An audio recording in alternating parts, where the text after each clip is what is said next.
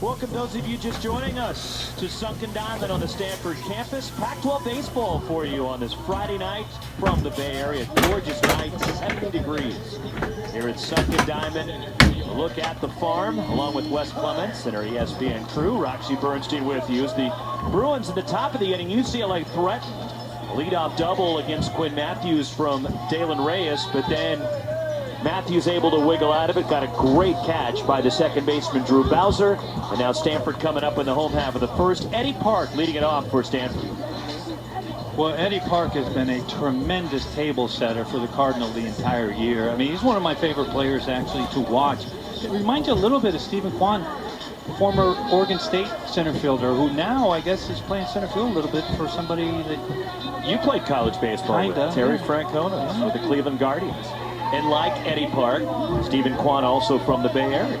Well, the San Jose native having a good season playing center field this year. It was Stanford's left fielder a year ago.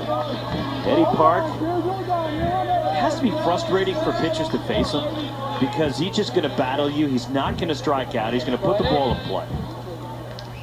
I saw him earlier this year of a 14-pitch at bat because he just kept fighting off pitch after pitch after pitch.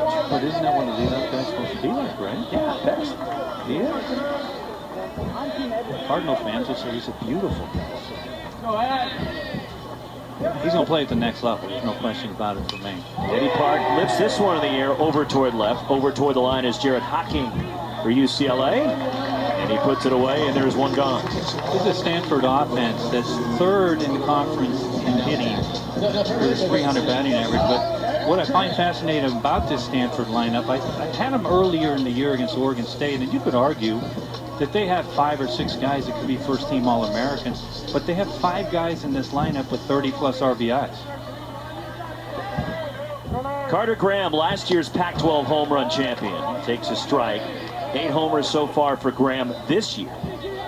Carter Graham, the junior from LA, didn't play much at all as a freshman, and then got an opportunity and took advantage of it a year ago as Brooks just misses down low. It's 1-1 on Graham. Well, early in the year, David Esker had him hitting in the 3-4 hole, and then all of a sudden, about a month ago, instead of hitting in the 2 hole where I hit him last year, where he led the Pac-12 in home runs, he's taken off. Fouled off by Graham, 1-2 on Carter Graham. Hit safely in 6 of the last 7 games. He got off to the rough start, which you were talking about. He was just 2 for his first 30 to begin the year.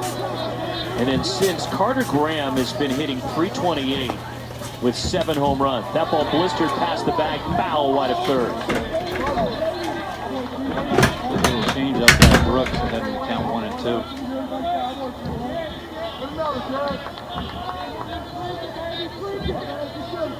So Jake Brooks rather, on the mound, 6'4", 210 pounds. Fountain Valley, the Southern California product.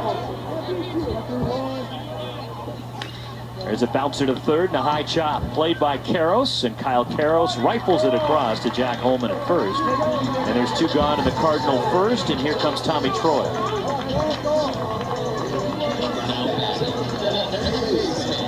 Hitting just under 400, 393. Tommy Troy with 7 home runs. Well, he just absolutely kind of carried the club along with Carter Graham the last 30 days. He has been absolutely sensational this year. Second in the Pac-12 in hitting, and he sends this one out of play. He had the great postseason last year, helping Stanford not only get out of the regional round, but then won a super here against UConn before heading to Omaha in the College World Series for the 2nd straight year.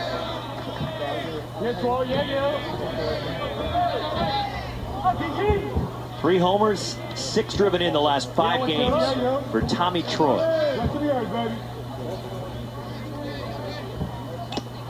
Tied him up there.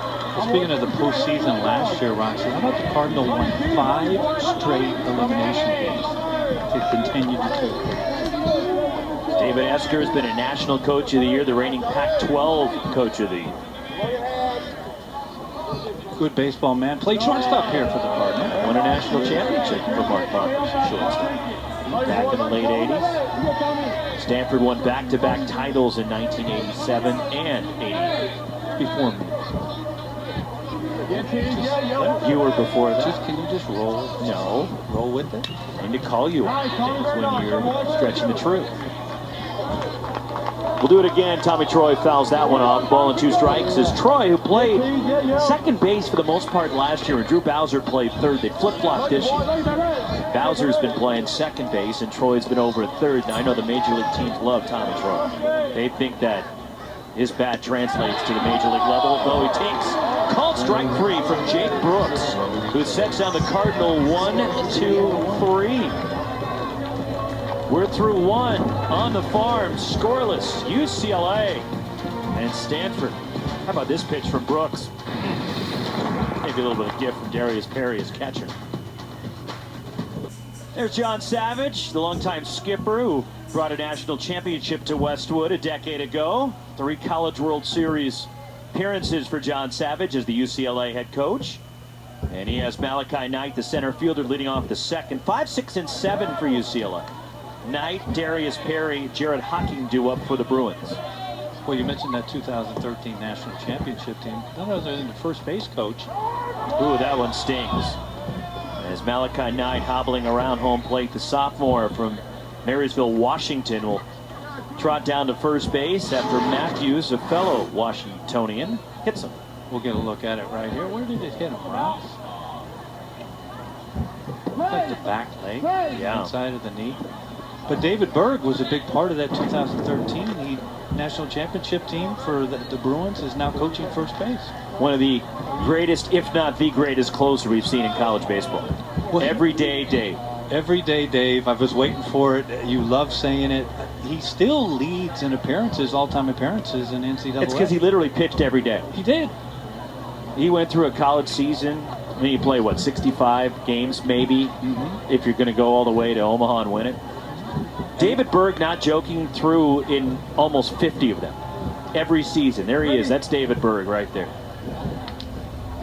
As Malachi Knight will walk it off after getting hit by the pitch. A leadoff base runner for UCLA. And Darius Perry, the catcher, the senior from Whittier, climbs in. And Darius Perry, look, whatever he gives you offensively, and he's got decent numbers, 264, a couple of homers. There's not a better defensive catcher in college baseball. Well, he's been tremendous. Just foul, not by much, down the right field line. But I was going to say, you know, with Knight getting hit in the back of the leg right there, it's a great time to run for him because nobody thinks he's running. And he can run. Obviously, he plays center field, but it's a great time to run. Get a look at this on the right field line. Darius is going, my goodness, just about a foot foul. 0-1 the count on Perry. Again, you've seen him quite a bit behind the plate. How impressed are you defensively with Darius Perry? As much as I could possibly be with a catcher.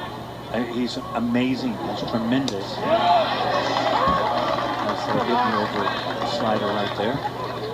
Matthews gets ahead 0-2, but they throw out, speaking of UCLA Bruins and Darius, they have the second most efficient in the entire Pac-12 in throwing out base runners. Over 44% of base runners are thrown out. Moved to first by Matthews. As Perry last year was on the all-conference team at 286 a year ago with a couple of home runs. And over the course of the early part of the season, he emerged as and took that starting catcher's role for UCLA. That one hit him on the foot, so Matthews with back-to-back hit by pitches to open up the second. Malachi Knight came tearing around second thinking it was a wild pitch. He'll go to second, so 2 on, nobody out, and UCLA a threat against Matthews for Jared Hocking, the left fielder. Well, it's a breaking ball. It gets away from Matthews, and I think it gets Darius on the front left toe, and I would expect the Bruins to be bunting here, first and second, no outs, and give Yates an opportunity to hit with a runner at second and third and 1 out. So Hocking will dig in, the freshman from Anaheim Hills. Dad Denny Hocking played 13 years in the major leagues. Squares and takes ball 1 as Denny Spent 11 years with the Twins. Denny Hocking also played with the Rockies and the Royals. Both of his sisters, by the way, Jared Hocking's sisters, were drafted in the National Women's Soccer League. Called strike to Hocking. His sister Penelope went 7th overall to Chicago. Liana going 4th round, 44th overall to Gotham FC. That's pretty impressive for a family. Hocking bunts it foul at the plate. So the freshman behind now 1-2, and you wonder, all right, 2 strikes. Wes? Yes, you leave it on. You do. Absolutely, you leave it on in this situation. The last thing, what's the worst thing that happens right here, right? He fouls it off, and now it's 1st and 2nd and 1 out, right? I mean, that's the way I'm looking at this thing.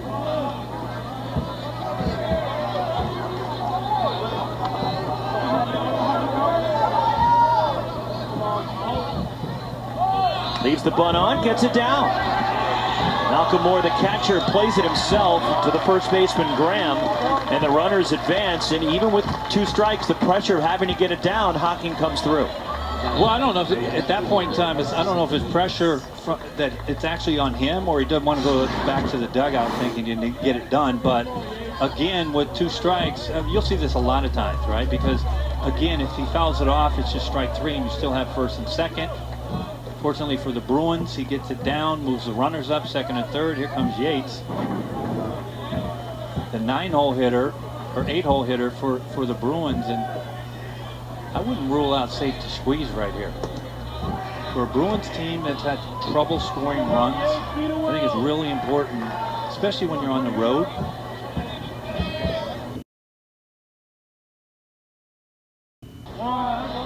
One ball, 1 strike the count. Only 48 at-bats for Knox LaPasa. He's driven in 5. As it is at all levels, from major leagues all the way down, if you get a chance to get the ace of the team you're playing early in the game, you got to take advantage of it, because if you don't, they will settle in and it's bye-bye, baby. Called strike to LaPasa, who won a national championship with Ole Miss last year. Oh, is that a tough pitch? It's a tough pitch to hit. It's a great pitch to be called for a strike, but even tougher to hit. So now a pitch away from getting out of it. 1-2 with 2 down. Knight at 3rd, Perry at 2nd, and Quinn Matthews gets the strikeout, and he wiggles out of it. Back-to-back hit by pitches to start the inning, but then Quinn Matthews battles back. Gets the strikeout to keep UCLA off the board. How do we find purpose?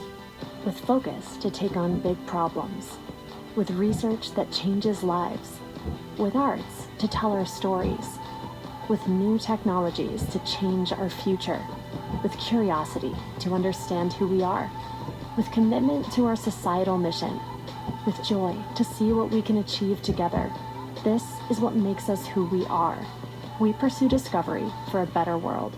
Stanford University. Scoreless in the home half of the 2nd for the Cardinal, middle 3rd of the order, as Brayton Montgomery will lead it off. And the Stanford Cardinal against 2nd in the Pac-12 in home runs. And look at the OPSs, 3, 4, and 5. The heart of the order have OPSs all of over 1,000. And everybody's over 800. I'd say that's pretty good, wouldn't you? Better than pretty good. Yeah? That's outstanding. So Brayden Montgomery, a switch hitter, will bat from the left side against Jake Brooks. The first pitch is driven down the left side. That's peeling off toward the UCLA bullpen. And that's foul at home run distance. But Brayden Montgomery, 10 homers to lead Stanford. 336. And the preseason All-American last year was a freshman of the year in the Pac-12. Brayden Montgomery, who will hear his name called early in next year's Major League Draft. Mississippi native.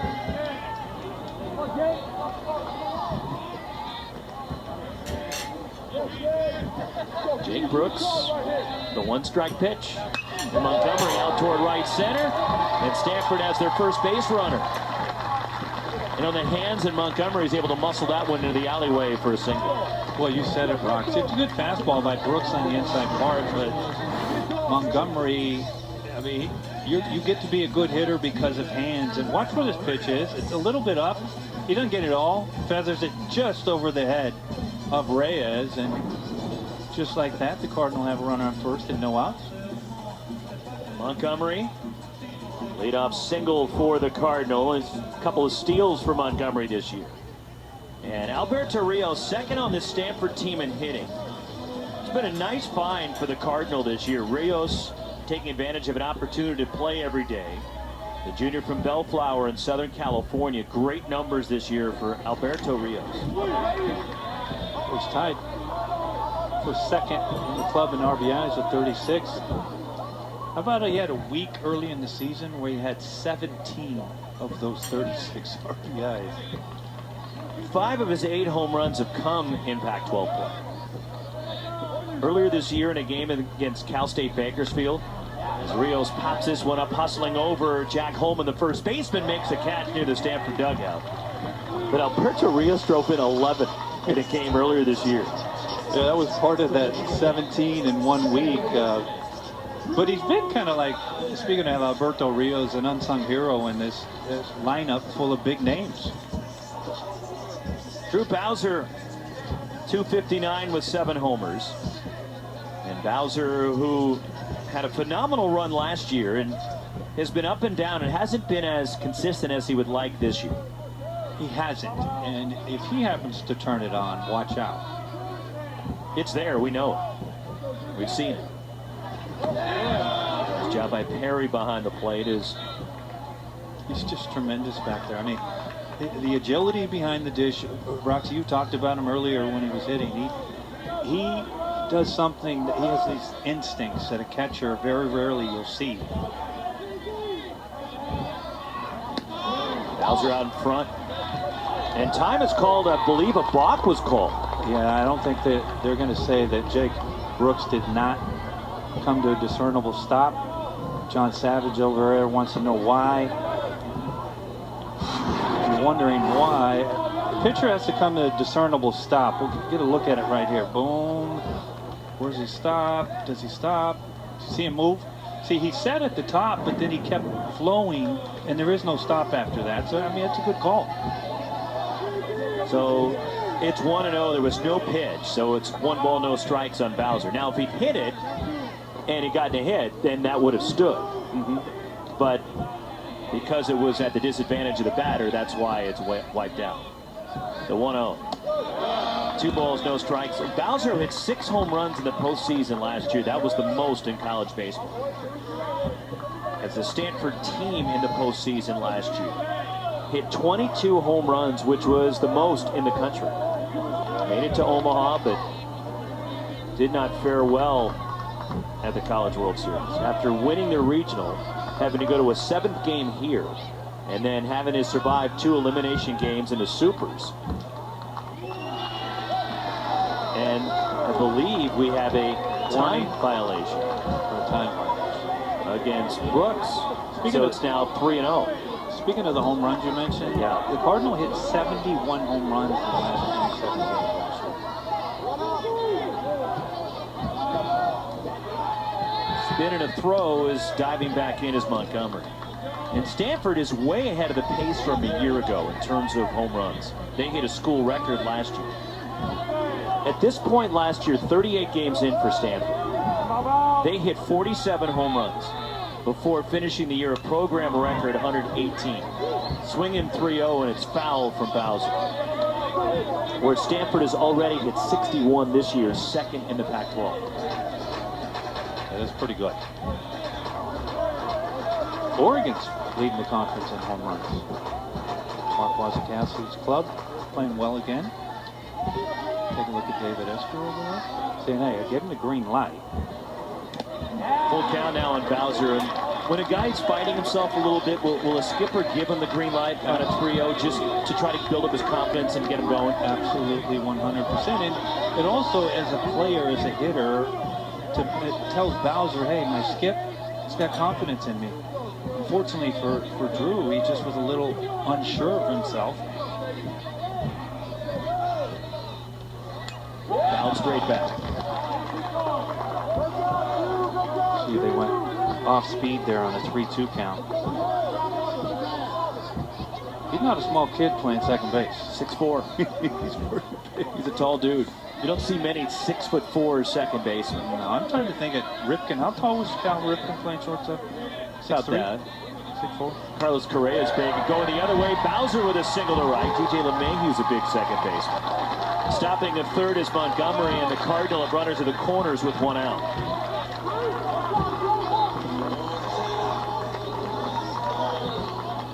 Seemed like Montgomery held up to make sure the ball got through. And it didn't get caught on a line. Well, we'll get a look at it right here. You see Braden at second base. It's a line drive. You freeze, pick it up. Better look right here. Now, that said, I'm sure David Esker is hoping that Montgomery could have scored on that, because if Braden Montgomery's at second base, you're going to check where your second baseman is playing, right? And in that case, Reyes is just playing straight up. So you know that ball's going to drop. And that's something that David Esker probably, when he gets in the dugout, asks Montgomery, hey, did you check where Reyes was? By the way, Ripken, 6'4". There you go. Yeah. Runner to the corners, Malcolm Moore.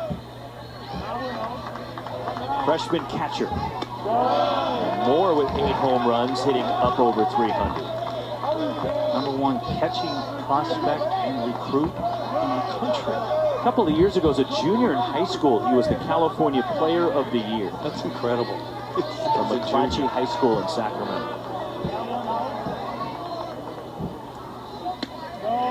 Just off the outside of Malcolm Moore. Dare we say Adley Rutschman, #2, is coming? It's a little early, high but praise. It is. Let's tap the brakes on that one. It is, but I will say, take a look at Darius Perry. You see him, he's out to the mound already, just noticing something with Jake Brooks, just to calm him down. John Savage is going to come out. But those are those instincts we started to talk about with Darius Perry, the catcher. But, you take a look at John Savage, and since he arrived in Westwood, I mean, you could argue who on the West Coast has had better pitching year in and year out than John Savage. It's been a factory. And one characteristic that all of John's staffs have is you don't got pitch if you walk anybody. And once again this year, you have the least walks in the conference. I mean, Malcolm Moore is stepping in as Brooks went first pitch strike in 4 of his first 5 batters, but struggled to get ahead of hitters recently. And Malcolm Moore stepping in. Cody Huff was a phenomenal catcher for Stanford the last few years. And that's who Malcolm Moore has taken over for behind the plate. But Malcolm Moore is certainly extremely talented. Well, he really is. He's much more advanced as a hitter than he is as a receiver, but he is getting better as a receiver. But the comparison to Adley Rutschman I was talking about more so with the bat, Roxy. He can really swing the bat. Drew Bowser bluffs going at first, and Moore fouls it off. Well, those are 2 good pitches that Malcolm missed. You see a pitcher, Brooks, you see him on the mound. Sometimes the pitcher will throw a pitch, and they're like, they basically are hoping that it gets popped up or missed. And after that ball was fouled off by Moore, you could see Brooks kind of go, thank goodness. Gets under this one, fly ball right field. Carson Yates, the right fielder, drifting with it, makes the catch. Braden Montgomery tags from third. He will score, and Stanford strikes first. A sac fly from Malcolm Moore. And the freshman drives in Stanford's first run of the night. I think it's an interesting pitch, Roxy, in that situation, because Brooks got behind 2-0. Then he threw 2 fastballs that Moore was a little bit tardy, late on. And then he sped up Moore's bat by throwing in that changeup in the strike zone. And for me, that allowed Moore to put the bat on the ball. 2 outs, runner at first, and Jake Sapien, the DH. 263 with a home run this year. Limited opportunities for Sapien as the sophomore from Atwater, California. And Sapien, 38 at-bats, 10 hits this year. The game-winning hit on Tuesday in their comeback against Cal right here at Sunken Diamond. It was a non-conference game against their rivals from across the bay. And Stanford got a 2-run homer from Braden Montgomery to tie it. And then they walked off Cal, scoring 3 in the bottom of the ninth to come back and beat them. You could get the walk-off on Tuesday and then not start the next game on Friday. Depends if Esky wants to find a spot for him in the lineup. And he clearly found one. It's beautiful here at Sunken Diamond. Klein Field at Sunken Diamond. And hold on, this will impress you, Russ. Stanford, California. Thank you. Beautiful night here in the Bay Area. The 2-1 pitch to Sapien, a called strike, evens the count. 2-2 on Jake Sapien. 8th hitter for Stanford. Cardinal, who were 26-12 on the year and a half game behind Arizona State in the Pac-12 standings. That ball grounded sharply back up the middle. Drew Bowser takes a turn, stays at second base, and Sapien delivers. 2 on, 2 out now for Owen Cobb, the shortstop. Well, you mentioned Arizona State. How about the job Willie Wolf has done with the Sun Devils? I mean, and then we can actually extend it all the way to USC Trojans, right? And Andy Stankiewicz and what his job. And we just talked about Arizona State, and Oregon took care of them in game 1 of that 3-game set up at PK Park in Eugene. But so win tonight by Stanford would put the Cardinal back on top in the Pac-12. It sure would. But Arizona State and USC were picked to finish in the bottom of the Pac-12 this year, and both have just had very surprising but very good seasons. And I think that's good, Wes, for college baseball. 2 of the blue blood programs. When you think of USC's won more national championships than anybody. Correct. And Arizona State, they've got 5. So these are 2 programs that have historically won at a significant level. And they've had some lean years recently, and that one lands in the Stanford bullpen. And look, Arizona State has been to the postseason in recent years, but they haven't been the dominant presence that they were. No. I actually can speak about this. They were good. I mean, it was Arizona State was real good for every year that I can remember. But how about USC just being ranked a couple weeks ago for the first time in a long time? Owen Cobb, the senior shortstop, 331. 0-2 the count, 2 on for Stanford. Jake Brooks, the pitch. And Cobb in the air to center. Malachi Knight, plenty of space out there, makes the catch. Stanford strands 2, but they get a run. Sac fly from Malcolm Moore and the Cardinal, a 1-0 lead. As we head to the 3rd, top of the order for UCLA coming up. ESPN Deportes, and ESPN Radio. Our coverage begins at 6 Eastern, 5 Central in Houston with baseball tonight. Sunday night countdown also on ESPN2. The K-Rod presentation. Michael Kay and Alex Rodriguez. Sunday night baseball from Houston. You think a lot of people were happy about Dusty Baker getting that World Series? I was. I was too. I mean, he's a dear. I was. He is one heck of a man. If you've never met him, just go say hi, and he's going to make you feel like you've known him for 20 years. Dalen Reyes, who doubled to lead off the ball game for UCLA, shoots that one foul. Reyes followed by Deuce Gorson and Kyle Karros in the UCLA 3rd. But how about the run the Phillies made? That was beautiful, right? David Dombrowski goes over as the GM, and they make a change with the skipper. Mid-season last year. They just put it together. 1-2 to Reyes, missing outside. Reyes, the junior from Northridge. 2 balls, 2 strikes. As UCLA's only hit a double against Quinn Matthews into the left field corner to lead it off. The Bruins have threatened, but unable to cash in each of the first 2 innings. Out toward right center, playable, drifting over Eddie Park, cuts in front of Braden Montgomery.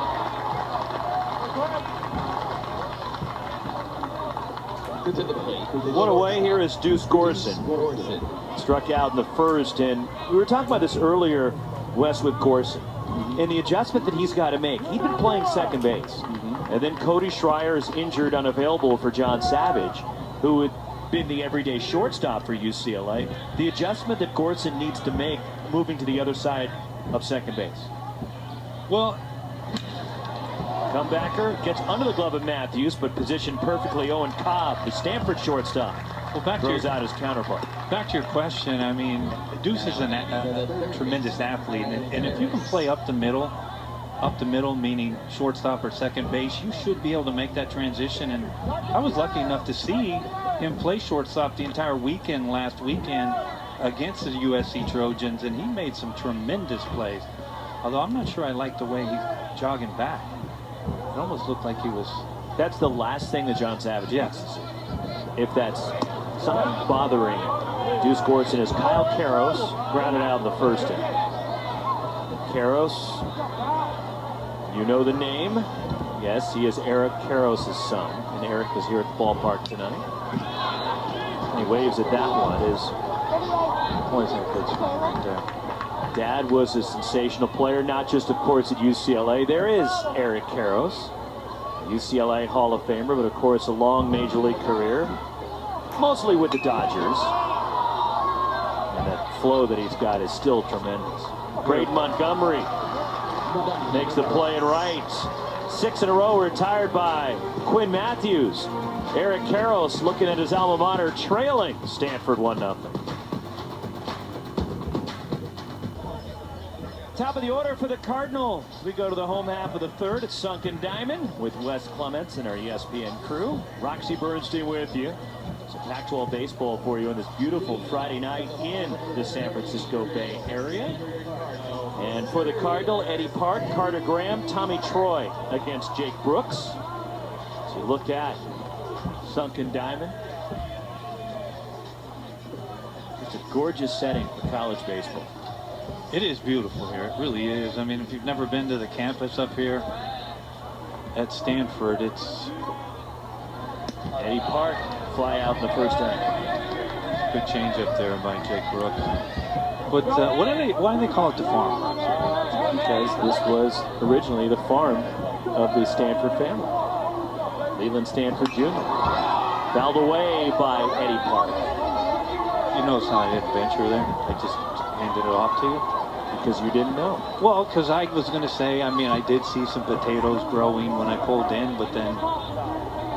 Potatoes? Don't they grow on a farm? Are we in Idaho? 1-2 the count in Eddie Park. Is that the only place potatoes can grow? No. Okay. Eddie Park, Stanford's leadoff batter, takes it a bit high. 2 balls, 2 strikes, and the pesky leadoff batter for the Cardinals. Eddie Park hitting .440 over the last 10 games. And he takes it just above the zone. Full count on Park. Last year's Pac-12 home run champion, Carter Graham, on deck. Brooks, the payoff. On the ground is second base with a wicket hop. Dalen Reyes stays with it. And he gets Eddie Park. There's one away. And that one shot up on him with the last minute there. It did, but if you saw Reyes hesitate just a little bit, you got to be careful when you got somebody like Eddie Park running down the line. We'll get a look at it right here. As you mentioned, it handcuffed him. It handcuffed him a little, but watch this little crow hop in the middle. When you can run down the line, that's the last thing you can do. Carter Graham rifles that one to center. Malachi Knight makes the catch going back on it, shy of the track, and there's quickly 2 outs for Jake Brooks in the last of the third. And here comes Tommy Troy. Strikeout looking for Troy in the first. David Esker is, I mean, they have been aggressive the entire year. Speaking of this Cardinal offense, they will swing at pitch one if you throw it in the zone. They're not afraid to swing the bat. No. Tommy Troy takes ball one. Tommy Troy, who caught fire in the postseason last year. And he had a solid regular season, but once the calendar flipped to the postseason, he was a force at the plate. Last postseason, hit .500. He was 21 for 42. Hit 5 home runs and drove in 9. And scored 12 runs during the course of the postseason run when they won a regional here and a super here before going to Omaha. 2-0 changeup right there by Brooks. That's a respect that they give Troy. A lot of scouts potentially think he could be a first-round pick. There's a bouncer to the right side. Dalen Reyes angling out to shallow right, and he gets Tommy Troy at first base.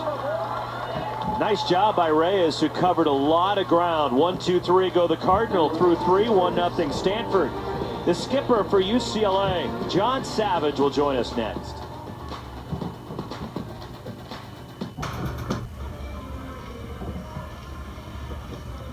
One nothing Stanford as we go to the 4th on the farm.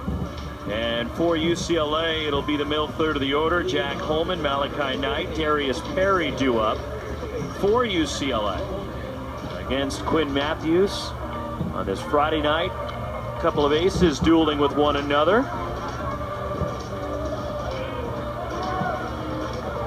Here at Sunken Diamond as we're reaching the twilight stage of the evening.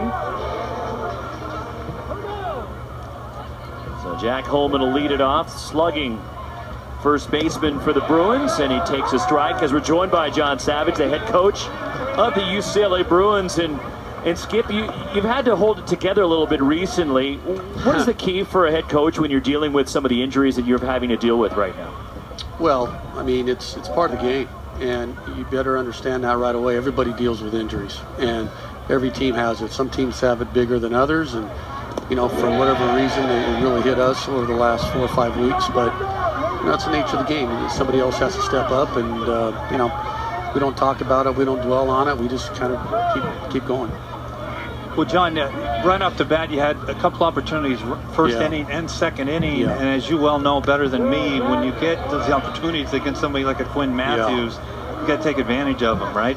No doubt. He hits the first 2 guys. I mean, he hasn't really been that sharp the first 2 innings, and you know, he's very good, and he can get sharp really fast. And we had a couple opportunities, and we just didn't have, you know, we didn't do much with it. Second, third, 1 out, have a couple bad at bats, and then, you know, we don't get anything out of it. John, appreciate the time. Thank you. Okay, thank you guys. John Savage, the head coach of UCLA. And that's right, they've had some opportunities in the first couple of innings and just unable to come through. And they only have 1 hit. And when you have a pitcher early, an ace like Quinn Matthews, who may be settling in, and that's the rough thing for UCLA, is at some point a pitcher like this, he's gonna find his rhythm. Well, he's found it. I mean, he's found it. There's no question about it. And when you're thinking about Quinn Matthews, skied near the Stanford dugout. Carter Graham looking up into the twilight, and he puts it away. but Reyes led off with that hit that you're talking about, the double. And just like that, Quinn Matthews has to face one of the better hitters, in not just for the Bruins in the Pac-12, in Deuce Gorson, and then he punches him out and gets out of that mess, and then he gets out of the mess in the second inning, second and third, and 1 out, and that's going to rejuvenate somebody like a Quinn Matthews. Not that he needs any help being good. I mean, his last start, you see that 110 total pitches plus in 7 of 9 starts. I mean, his last start, he threw 124 pitches and 9 innings against the Huskies. Darius Perry takes a curve that just missed.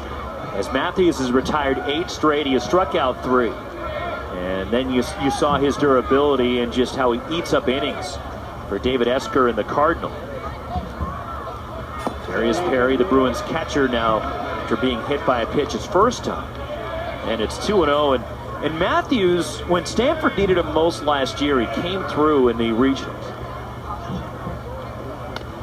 Delivers a strike to Perry as Stanford lost their second game of the postseason last year against Texas State and had to come back to the loser's bracket. So when you lose that game on Saturday night, they had to win twice on Sunday and then come back on Monday again and win again to advance to a super. But in game one of playing 2 and having to win 2 on Sunday, their starter Drew Dowd was knocked around a little bit against UC Santa Barbara. Quinn Matthews pitched the final 6 innings out of the bullpen of that game and got Stanford through as that one falls in front of Eddie Park, who didn't appear to have a good read on it. And a 2-out hit ends the run of 8 straight retired by Matthews, and the Bruins have their second hit. Darius Perry, a 2-out base runner for Jared Hocking. Well, Darius hits his ball off the end of the bat, and those are the toughest to read as an outfielder because you see the big swing. So you think it's hit well, but the ball's hit right off the end of the bat. Already 60 pitches, or rather, for Matthews, 40 strikes. And it wasn't the case early in the year, in March and April. It just wasn't. And he has really turned it around. Nor was it for this entire Stanford staff. In the past month, they've walked pretty much 1 less per 9 innings. Doesn't seem like that much, but it is.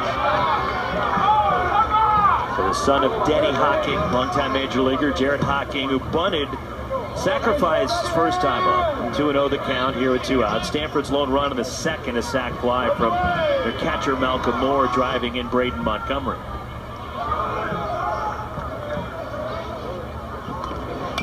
That ball hit on the ground, foul. But Matthews, who worked 6 innings against UC Santa Barbara, gave up 2 runs. And Stanford came back and won that one 8-4. Survived the Gauchos, eliminating Andrew Checkett's club. And then had to beat Texas State twice, which they did, to advance to the Supers, where they hosted UConn here the following weekend. 2-1 on Hocking. Matthews the pitch. That's upstairs. Well, you went 5 straight elimination games. That's really good. Shows you the character you've got in your clubhouse, doesn't it? I'm sure David Esker's sleep wasn't too well. But, I mean, that's pretty doggone good.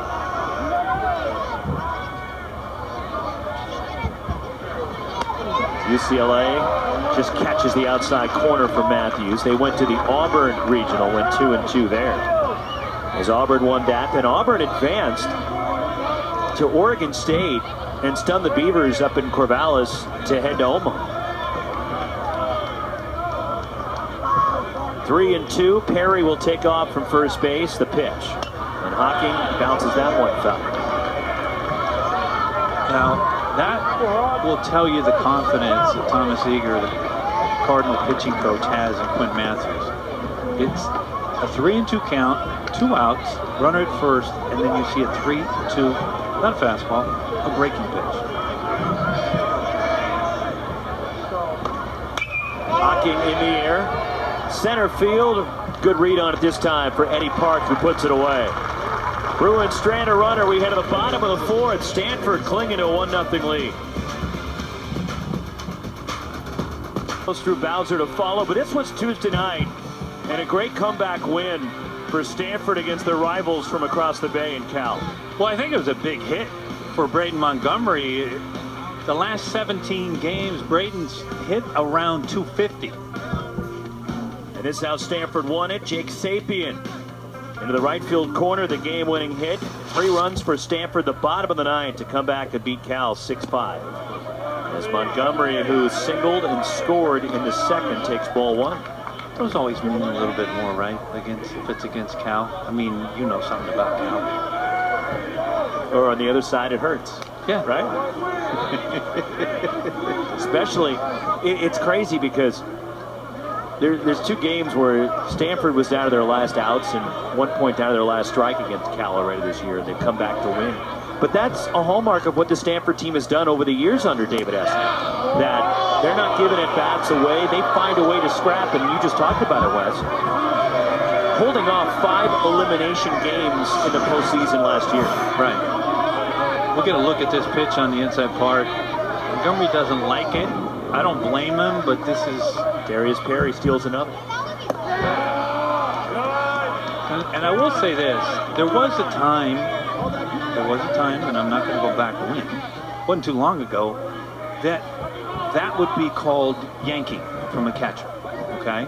And what I mean by that is where a catcher will actually literally yank it 5-6 inches up, and the umpires used to just tap the catcher on the back and say, don't do that again, because it's going to hurt your pitcher the rest of the game. It's changed a little bit. Montgomery pulls it sharply on the ground foul. We'll do it again, Braden Montgomery. 1 point, reach base, 40 consecutive games for the Cardinal. That streak snapped a month ago in a game against USC. Now that's pretty good. 40 straight games. Reaching base. Off the end of the bat, and just cued it foul at the third base. So we'll do it again. You see the respect that the Bruins have to a leadoff hitter on a 3-2 count.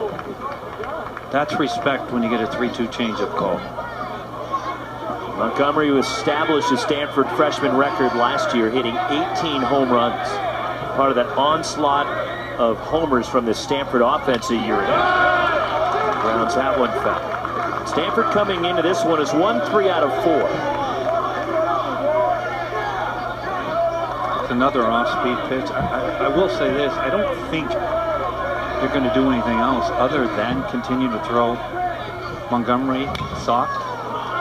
Into the shift, with the Bruins putting 3 on the right side of the infield, which is still legal in the college game. And Montgomery's retired 1 away.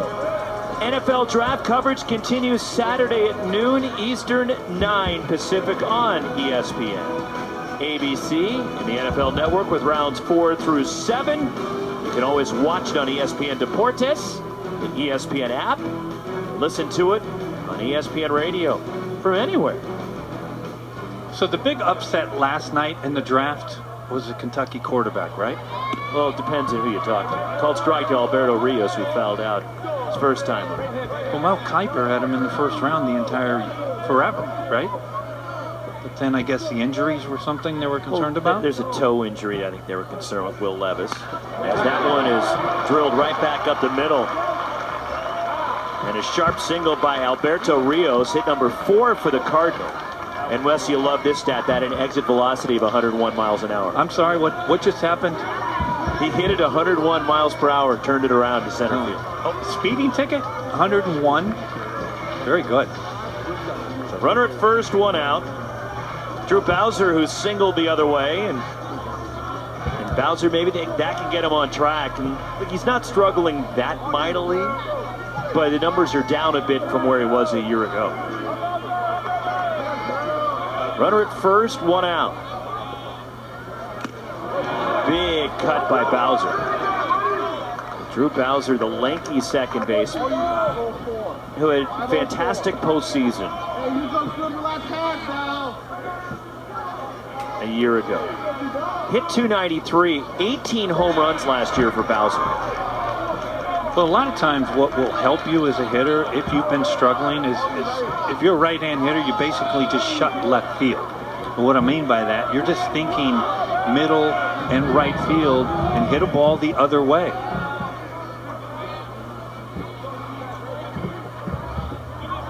Brooks bluffs a throw over to first.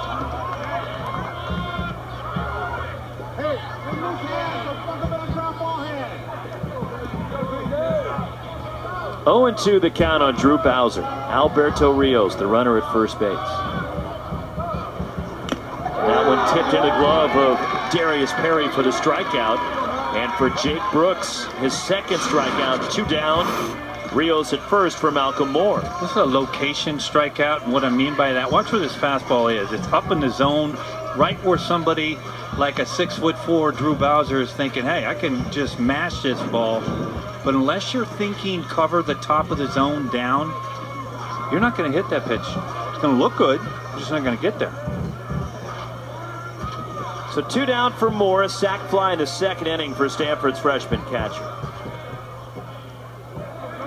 the home run numbers, again, we keep talking about it, what Stanford did a year ago. And not only the school record in home runs, but they had 23 home runs in the postseason, which led the country. But this was the number that is just eye-popping when you talk about home run production. From a year ago, in terms of home runs Stanford hit as opposed to what they gave up. Stanford last year, again, a program record, 118 homers. They allowed only 36. Their plus-minus in home runs last year was plus 82. They hit 82 more home runs than their opposition a year ago. That's insane. Incredible. Look at David. He's like, what are you surprised about? There is Perry. Bluffs a throw down to first, 1-2 on Malcolm Moore. But especially in this ballpark, because as you know, Wes, the first couple of months of the year, the ball just doesn't really carry at Sunken Diamond. When it starts to warm up about this time is when the ball starts flying out of Sunken Diamond, especially in day games.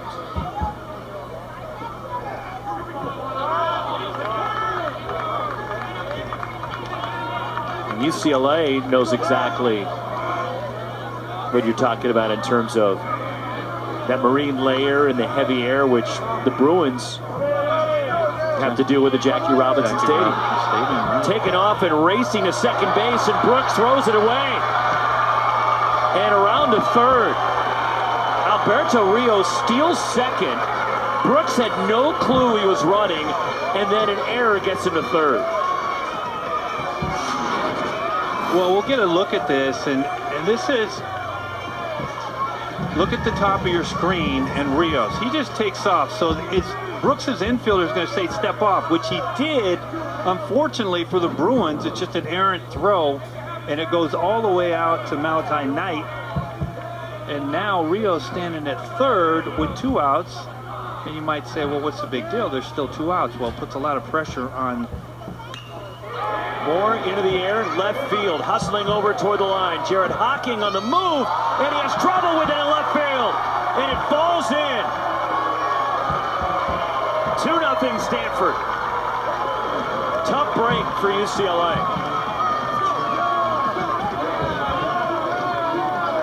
Hocking had a lot of ground to cover. He got there and then just couldn't hang on. Well, he did it. He's playing in left central, basically, and this ball is popped up, and you're going to watch him. He just basically overruns this ball.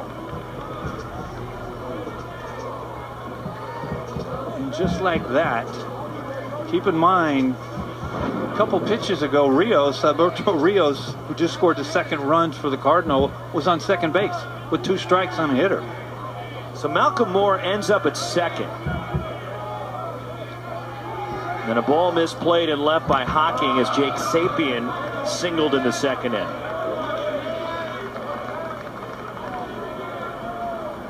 And Hocking had a lot of ground to cover.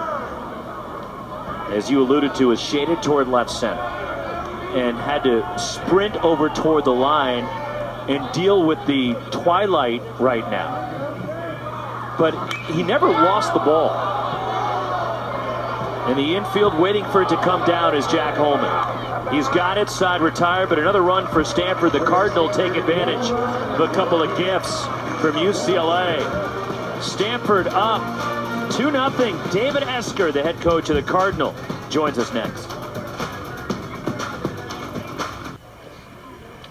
2-0 Stanford onto the 5th. That's Sunken Diamond on this gorgeous Friday night with Wes Clements and our ESPN crew. Roxy Bernstein joined by the head coach and the reigning Pac-12 Coach of the Year from the Stanford Cardinal, David Esker. And it seemed like the first couple of innings, David, Quinn Matthews was flirting with giving up some runs, but it seems he's settled in. What have you seen from Quinn so far that's gotten him back on track? Well, I think he's got some adrenaline that burned off a little bit. Excuse my voice. I think he just kind of settled in. He came in pretty excited, and I think that showed. Don't worry, David. Wes has his effect on a lot of people. I'm telling you. Eski, if you can, walk us through that last inning with Alberto Rios on first. He just leaves early. Is that something that is that a play, or is it he well, just we leave on? Yeah, we decided we'd take a chance there and see if we could press it, see if we make something happen, and we got lucky, and that's all that was. Well, we'll let you go because I know you're struggling. No, I appreciate it. Water. Oh, man. Esky, get some water. Go see your athletic trainer. Get some water, please. I'm telling you. David Esker, the head coach of the Cardinal. Carson Yates leading off the 5th for UCLA. Chases one for Matthews. And it's 1-2. We've all been where Esky's been at, right? And look, I got to say, I live here. Of course, I live about 20, 25 minutes from here. Allergies right now, I sympathize with David Esker. I honestly, it was a good changeup. That's back-to-back changeups by Matthews, and there it is. We talked about it in the open. It's a plus changeup, and that's why it's a real good fastball arm action with a changeup speed, but just super. Look where this pitch is located. Carson Yates down swinging, one away. Knocks LaPasser, the batter, the DH. A transfer from Ole Miss. As David Esker back to his customary pacing in the dugout. After some water, hopefully. Maybe he's going back to get more as see him step inside. We see the pitch count on Matthews. Last start through 124 pitches. I mean, he's been very efficient so far. Through 5 in the third. 62 and 63. With Esker's pacing, I think he walks like 5 miles during the course of a game. Because he does not stop moving back and forth in the Stanford dugout. Just keeps moving. And the changeup again. Another strikeout for Matthews. 5 punch-outs for Quinn Matthews, 2 away. Get another look. You see the difference between this strikeout changeup and the previous one? This is located on the outside part. Back to the top of the order for the Bruins.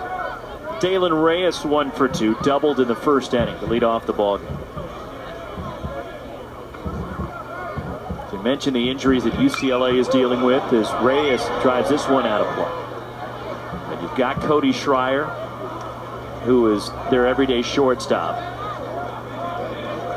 Right now, Alonzo Treadwell, one of their key arms, is dealing with a back issue. That's 2 key guys right there that John Savage is without. Well, Alonzo Treadwell was out a little bit, came back last weekend against USC, and then the second game, he threw tremendous. And then next thing you know, he's out again. I mean, it's at times been a mash unit, for better words. And kudos to the staff and the Bruins and the players that have stepped up. Supposed to get a key guy back next week. As Reyes takes a strike, it's 2-2.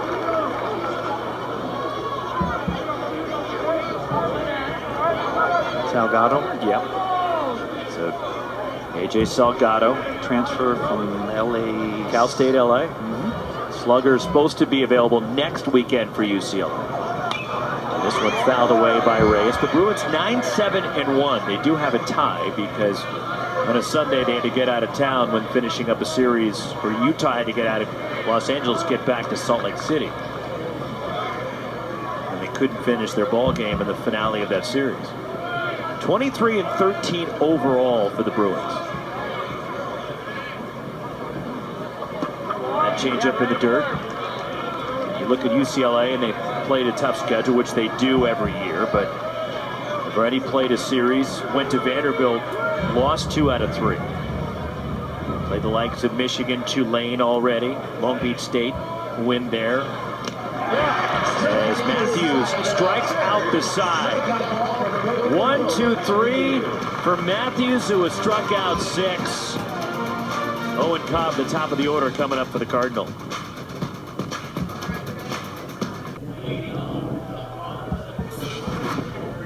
You're watching the Pac-12 on ESPN. A gorgeous Friday night on the Stanford campus on the farm. Number 8 Stanford leading UCLA 2-0, and even that cornhole pulling Stanford Cardinal out of the dugout to check on and watch the cornhole game there between innings. Owen Cobb first pitch, rolls into third. Gobbled up by Kyle Karros. And he throws out Owen Cobb. 1 pitch, 1 out for Jake Brooks in the home 5th. Back to the top of the Stanford order. And Eddie Park. You know, I've never played that game. You've never played cornhole? No. Any particular reason? Do you have an aversion to it? Apparently, I wasn't invited. We're going to look at this. You know, Kyle Carroll is super athletic. You see him right there. He's creeping in on the grass.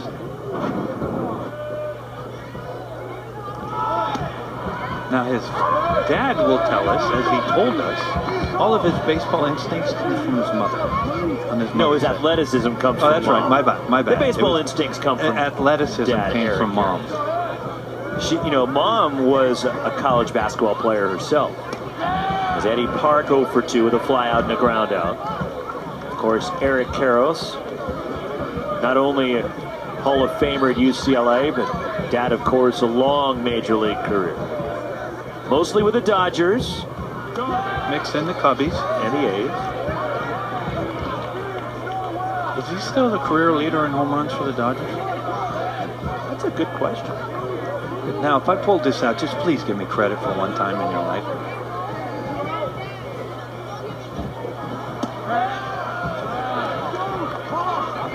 Eddie Park 3-1 now.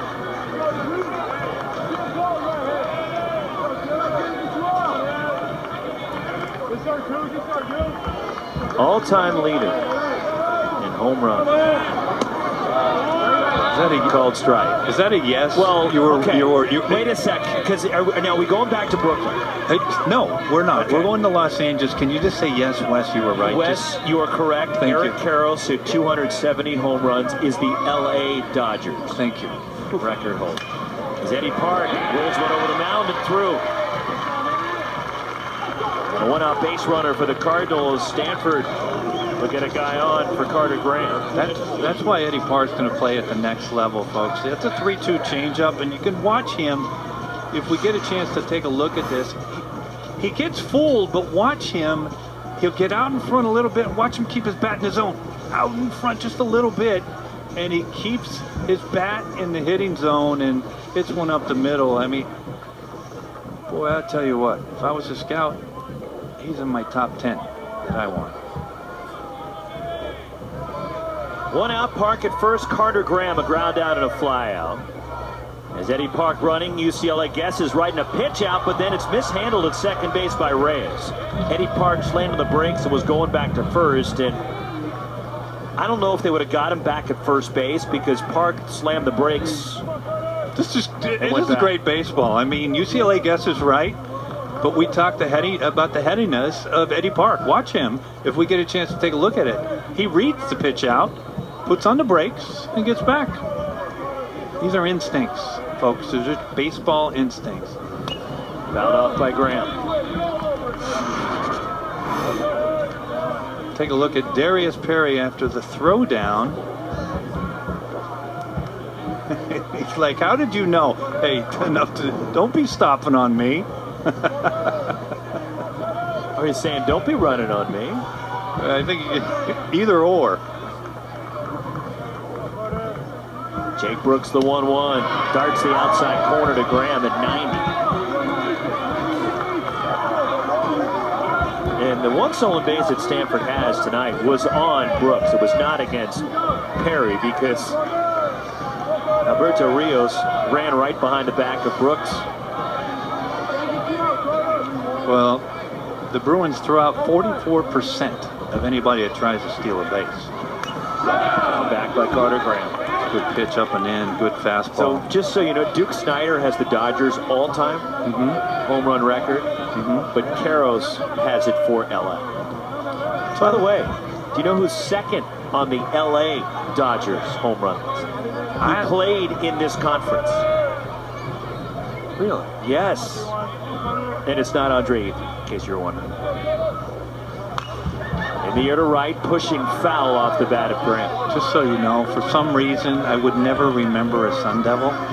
Just so you know. I don't know what the reason is. You might know. Well, this guy's not a Wildcat either. Okay. He played at Washington State. John Olerud? No. John Olerud, no. How about a penguin? The penguin. Yes. Well, Ron that say. You said it was a human being. I mean, a penguin. Right? Skied by Graham, shallow left. Deuce Gorson going out, waiting for it to land. And there's 2 outs. Eddie Park at first, and Tommy Troy coming up. You had to get the answer from Michael Duke. I'm sorry. Was something going on? Cheated. Jake Brooks, I mean, we've talked a lot about Quinn Matthews. Jake Brooks has done a tremendous job tonight. We talked about his struggles on the road that he's had, but he has been tremendous in back-to-back starts now. Last weekend on Friday night at Dado Field against the USC Trojans. But this is a Bruins pitching staff. Team ERA 3.57, good for 6th in the country. How about Wake Forest, #1 in the country, a 2.43 team ERA. Is that 1 to Tommy Troy? Is that any good as a team? We have a team ERA around 2.5. Tom Walter, head coach, doing a tremendous job for Wake, but remember that year that Oregon State had an ERA as a club under 2? Well, those are Pat Casey's teams, which you could argue, for me, in the top 2 things. Ground ball foul from Tommy Troy. In my opinion, that's ever been done in college baseball is Oregon State and what Pat Casey did up there, winning a national championship. When you think of that, he won 3 of them. Right, but when he won the first one, it was a shock in college baseball because for years, they had programs, but you never ever would associate. Coming in on the ball and right, Carson Yates makes the catch. Stanford strands a runner. We're through 5. Wait a second here. Hang on. We have a stoppage and checking to see what's going on. Yeah, nobody's moving out there. Was it no pitch? Eddie Park's at second base, and now Jake Brooks. I think a balk was called. And now here comes John Savage out of the third base dugout. This right here is probably not going to be a pleasant conversation between John Savage and Kellen Levy, second base umpire. I think Savage wants an explanation, and they stopped him from crossing the baseline. There he goes again. And you see that little set, right? You have to come to a discernible set. And it's the exact same call that they called previous. It's almost like a double set. Jake will set up top, then he gets it flowing, but he doesn't stop again. And so the balk was called by the first base umpire, Angel Campos. And Kellen Levy, the second base umpire, then explaining it from a distance to John Savage. So Tommy Troy, it's 1-1 on the Stanford third baseman. That's a pitch. That's a swing as Troy went around and pitched the dirt, a wild pitch, and that will send Eddie Park along to third. And it's 2-1 with 2 down in this weird inning. I'm not sure that Darius Perry was expecting a changeup here. Watch how he acts right here. It's almost like he's expecting a fastball. So 1-2 on Troy, who did offer at that. Eddie Park now at third, so the balk and a wild pitch. And Troy hits it past the bag at third, fair, and Stanford takes advantage. Eddie Park is in, hustling into second, Tommy Troy. An RBI double, it's 3-0 Cardinal.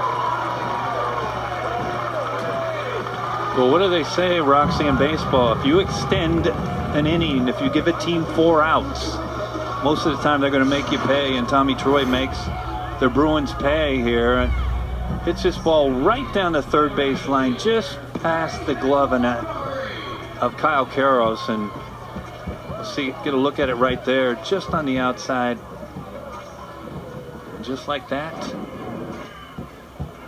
3-0 lead. Troy at second. There is an open base for Braden Montgomery. Alberto Rios on deck. Single and a run for Montgomery in the second. He's 1 for 2. Brooks the pitch. That's strike 1.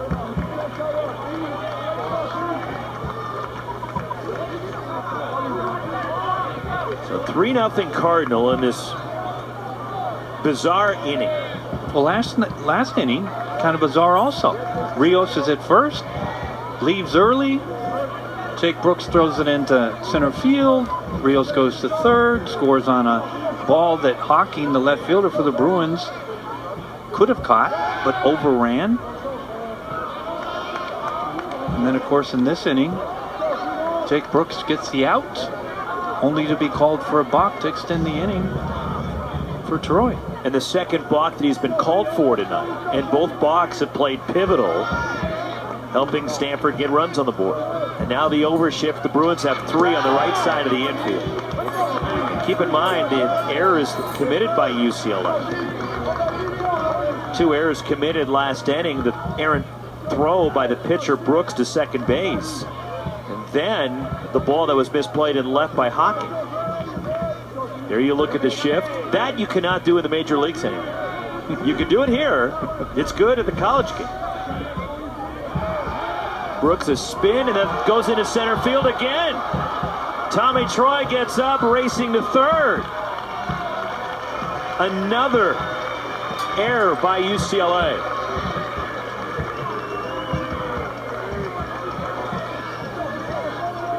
Well, this is a ball that Brooks throws on the shortstop side of second base, and this is real tough for Deuce Gorson to catch his ball. Watch where it's at. It's on the other side, and that's exactly where the runner's coming back. So, I mean, there's a point in no return right there. I mean, got a little hockey. I know it's hockey playoffs, but if Deuce goes on the other side of that bag, something bad's going to happen. Time is called by Braden Montgomery. So the batter timeout restarts the pitch clock. The clock. 2-1 in Montgomery. Run in for the Cardinal here in the 5th, and a 3-0 lead for Stanford. Tommy Troy third, way down the line, bluffs running to the plate. And, I mean, Tommy Troy was more than halfway down the line. Well, look where Kyle Karros is playing. He's playing shortstop, okay? Now, I mean, you could ask, you take a look where Troy is right there. And there's no reason not to go all the way down there because there's nobody there. And the advantage of Troy walking down past halfway, if the ball gets in the dirt, as you see strike 3 right there, we'll talk about that next inning because it's something that you see in the big leagues. Elevating the fastball. Brooks gets the strikeout. There was some anger behind that pitch. 3-0 Stanford through 5.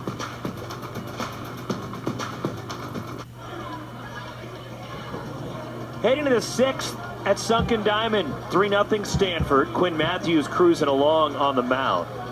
And Stanford taking advantage of 3 UCLA errors. A couple of balks committed by Jake Brooks. Tommy Troy an RBI double. And a 3-0 lead for number 8 Stanford. 2, 3, and 4 for UCLA in the 6th. Deuce Gorson, Kyle Karros, Jack Holman.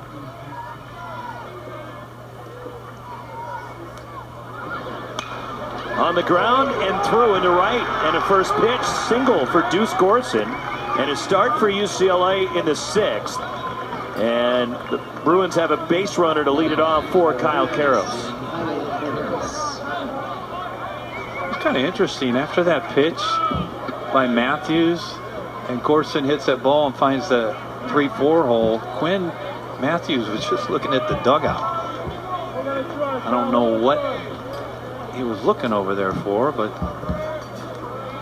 snaps a run where Matthews had retired 12 of the last 13 UCLA batters. So a leadoff single for Gorson. Kyle Karros, a ground out and a fly out is 0 for 2. In the air to right, playable for Braden Montgomery. He makes the catch. Back to first, Gorson, 1 away. Karros retired. Jack Holman a line out and a strikeout is 0 for 2. The Bruins cleanup batter coming up to face Matthews. now the Bruins, we've mentioned, have had trouble scoring runs this year, but they can leave the yard, and you see 7 home runs by Holman. He had a big one last weekend at USC. Could use one here. Pulls this one. fouled on the right field side into the Stanford bullpen. Is that ball as high as I thought it was? I don't know. How high did you think it was? Very, very high. Just looked like it was very, very high. 0-1 on Holman.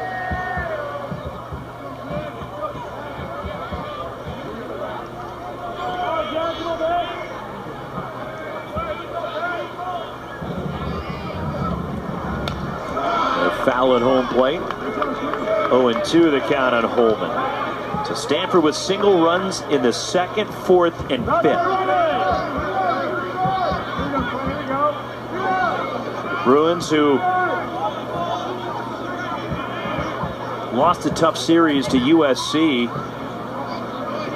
Rejuvenated program in Southern California now. Swing and a miss by Holman. 7 strikeouts for Matthews. And there's 2 away.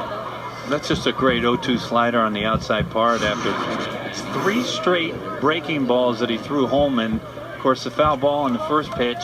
This is just perfectly located on the outside part. Now, we talk about the velocity of Quinn Matthews.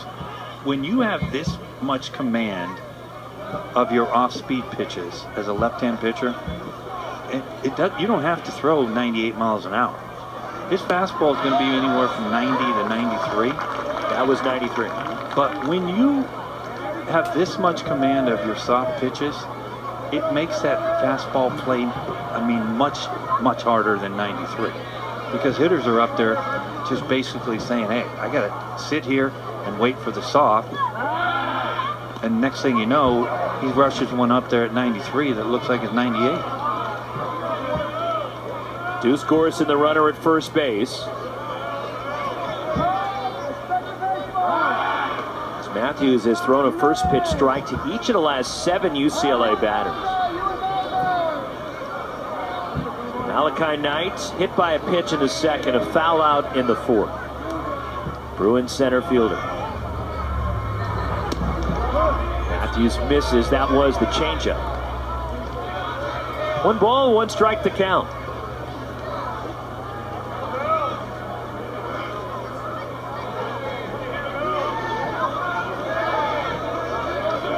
Three runs, 6 hits for Stanford. No runs, 3 hits, 3 errors for UCLA as Knight laid on a fastball. And it plays, like you're talking about, quicker than the 92 which just traveled. He's just putting, effectively, everybody's heard the saying, pitchers are just putting hitters to sleep. And this is exactly an example of it. It's soft, soft, soft, soft. And then next thing you know, it's hard. And that hard is like +4 of what the gun says. Radar gun. 1-2 the count. I know what you were saying.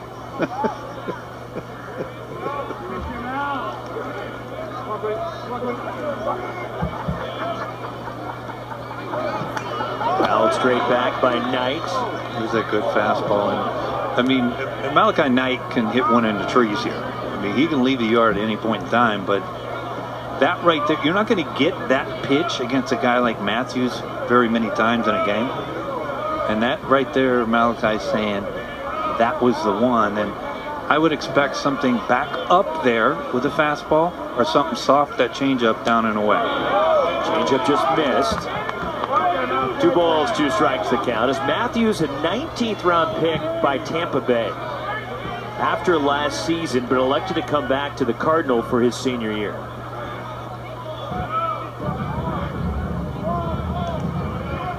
And has settled into their #1 starter position. Matthews, now the count runs full. As Matthews had bounced back and forth, the rotation, bullpen, back end of the bullpen. He was so pivotal in that role that David Esker wanted to keep him at the back end of the bullpen. But then he was able to gobble up multiple innings, which a lot of closers can't necessarily do, as Knight goes the other way, and it's speared at second base. Drew Bowser timed it beautifully. The second terrific play he's made defensively tonight. Cardinal up 3-0 to the home 6th.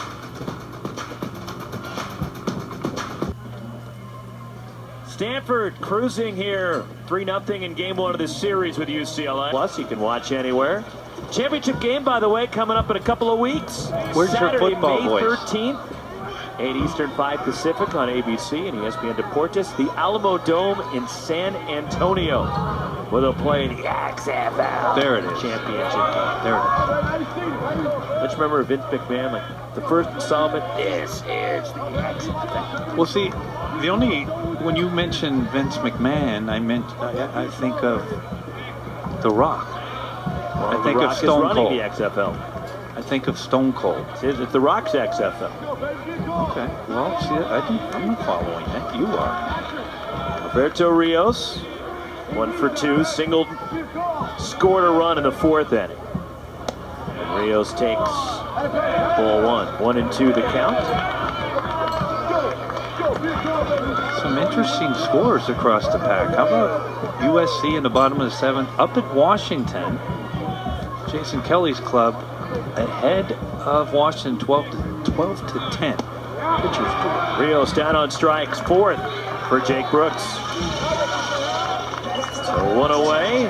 Drew Bowser coming up for Stanford as we take a look around the landscape of college baseball on this Friday night. As Oregon knocking off Arizona State. The Ducks hitting 4 more home runs tonight. Mark Wasikowski's team with that win. So a win by Stanford tonight, they will move in front of ASU and take the top spot in the Pac-12. And As we're headed towards Scottsdale in the 2nd annual Pac-12 tournament. And of course, the Stanford Cardinal hooked up against the Oregon State Beavers in that first final. I was somewhere a long ways away. You were in Korea coaching. I'm pretty sure you're on the south side, but I don't know. Questions about you. I had a lot of my friends say, hey, there's a border over there. See if you can get across. 1-2 on Bowser, who singled in the 2nd. I couldn't figure out why, but then I put the dots together. Well, it's funny because if you think of the inaugural Pac-12 tournament, right, and Stanford won it, but what people most remember is Bowser chased a pitch in the dirt. 5 strikeouts for Brooks as Darius Perry completes it down at first base. 2 gone and Malcolm Moore coming up. Sac fly and reaching on an error. But the game that people will most remember from the first Pac-12 tournament was the game involving UCLA against Oregon State in the semifinals. Didn't you call that game? I did. It lasted 5 hours and 44 minutes. UCLA beat Oregon State 25-22 in 10 innings. And it was the most bizarre game. I mean, by the end of the game, I was pretty loopy, to be honest with you. You know what I find fascinating about that? It's not so much a score, because that can happen, but in extra innings. But the way it happened. Look, John Savage started putting in some of his reserves, figuring that they were trailing, right? They were down 9 runs going to the bottom of the 9th. So he started pinch hitting some guys, getting some younger guys some experience, and getting ready for the second weekend, or the next weekend, I should say, which was the regionals, because UCLA knew they were going to be in. So last year, UCLA's backup catcher called strike to Malcolm Moore. Tommy Barris, coming into that game, had 6 RBIs the entire season. Tommy Barris pinch hit for Darius Perry in the 7th inning. He had 7 RBIs from the 7th inning on. Down on strikes, Malcolm Moore as Jake Brooks strikes out the side. 3-0 Stanford as we head to the 7th on the farm.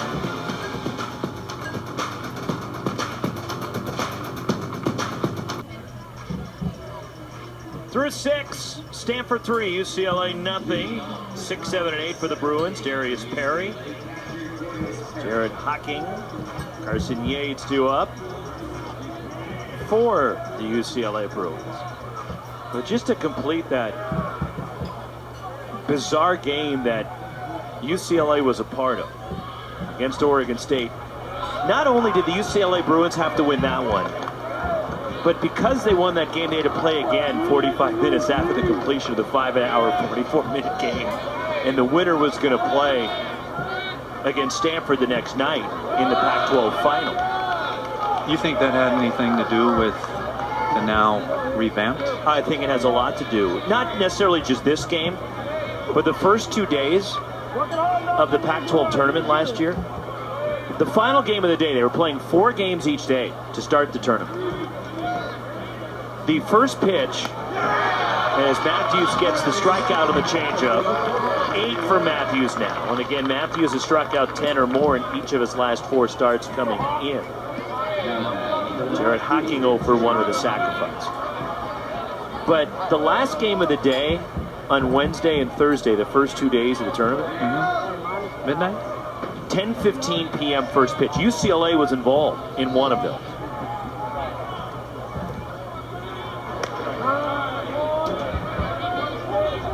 Matthews takes a frustrating walk.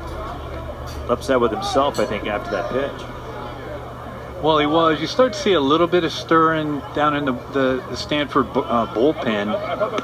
There's a strike for Matthews. Matthews just threw his 88th pitch after throwing a buck-24 last Friday night against Washington in that 16-inning game. But they would start the games at 9 a.m. there at Scottsdale Stadium. And then for the last game of the day, the first 2 days didn't start till 10:15. You weren't out of the ballpark till about 1:30 in the morning. And then, of course, this Saturday, or game leading up to the championship, the 5-hour, 44-minute marathon between UCLA and Oregon State, where the Bruins started subbing guys out, yet they still scored 9 in the bottom of the 9th to send it to a 10. Oregon State got a run on the top of the 10th, then UCLA won it when Tommy Barris hit a walk-off 3-run homer for UCLA. And Hocking, strike 3 called, runs it over the inside corner. The fastball for Matthews, 2 gone in the Bruins 7th. Well, you see a little animation.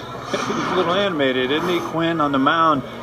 This, folks, could be the first 3-2 hard pitch that Quinn Matthews has thrown. It's a fastball on the inside part, but the previous 3-2 counts, it's all been a soft, something soft, changeup, slider, curveball.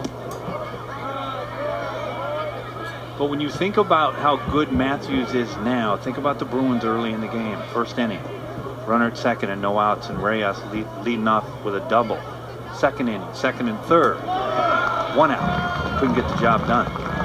And we talked about it then. If you don't get aces early when they are vulnerable, they're done. I mean, they're going to settle in, lock in. You're only getting so many chances against an ace pitcher in college baseball. Well, even in the big leagues. It doesn't matter any level. He's given up 3 hits, 9 strikeouts for Quinn Matthews, the 2-1. That ball hit well out toward left center field, racing over Eddie Park, still in the move. Park looks up, it's off the base of the fence. Hustling into second base, taking a turn, slamming on the brakes. A long 2-out double from Carson Yates, who narrowly missed getting one out of here.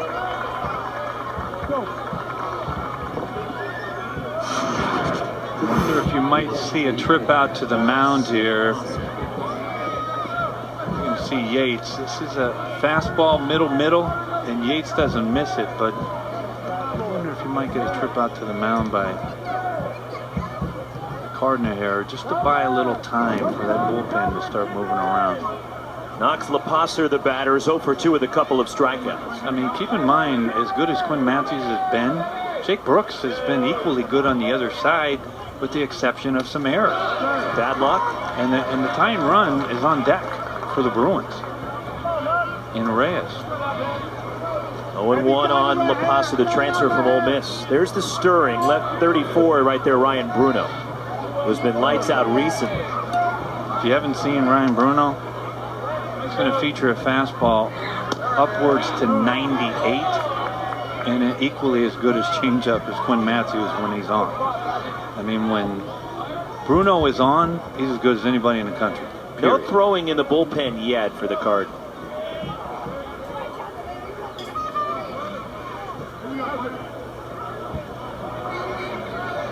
Spin but no throw by Matthews. That right there is just, for me, is just some uncomfortability by Quinn Matthews. And I mean, when you think about it, He's upwards to 98 now.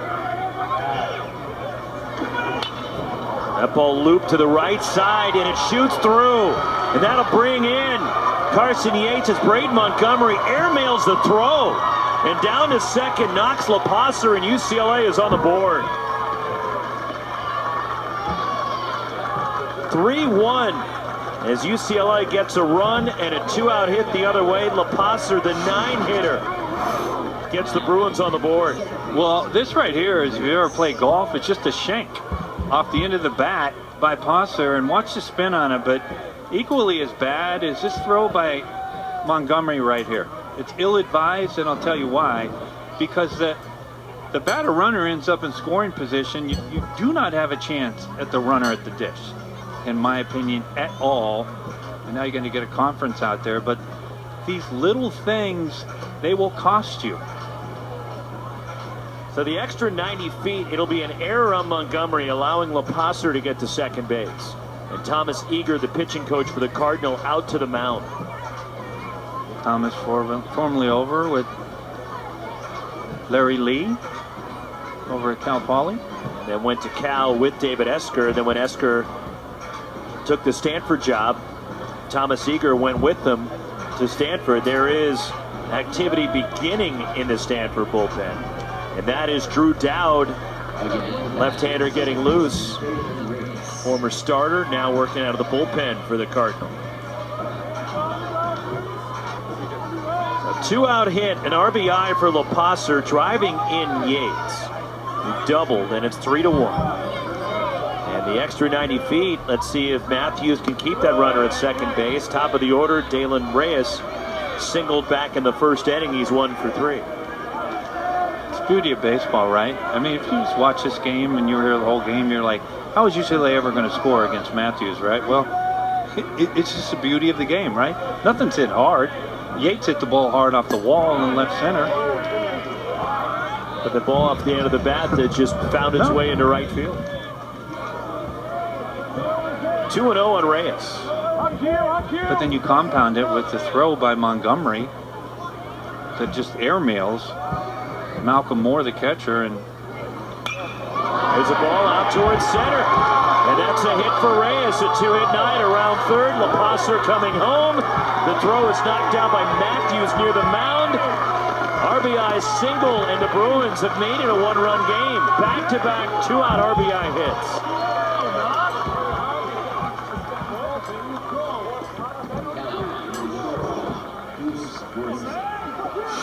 now there's a lot going on here. We just saw Montgomery airmail make an ill-advised throw, in my opinion. But here, this ball's not hit hard. It's hit off the bat, into the bat. But in my opinion, Carter Graham, the first baseman, needs to be the relay guy here. Watch Quinn Matthews. He's standing in the middle where he needs to be running to back up home plate. So we got people in the wrong place everywhere. Quinn Matthews is supposed to be backing up the plate. Carter Graham's supposed to be the cutoff guy. 3-2 Stanford. 3 straight hits for UCLA with 2 outs and a called strike to Deuce Gorson. 1 for 3, singled in the 6th. So mistakes on both sides now. Yeah, that's just basic fundamentals right there. I mean,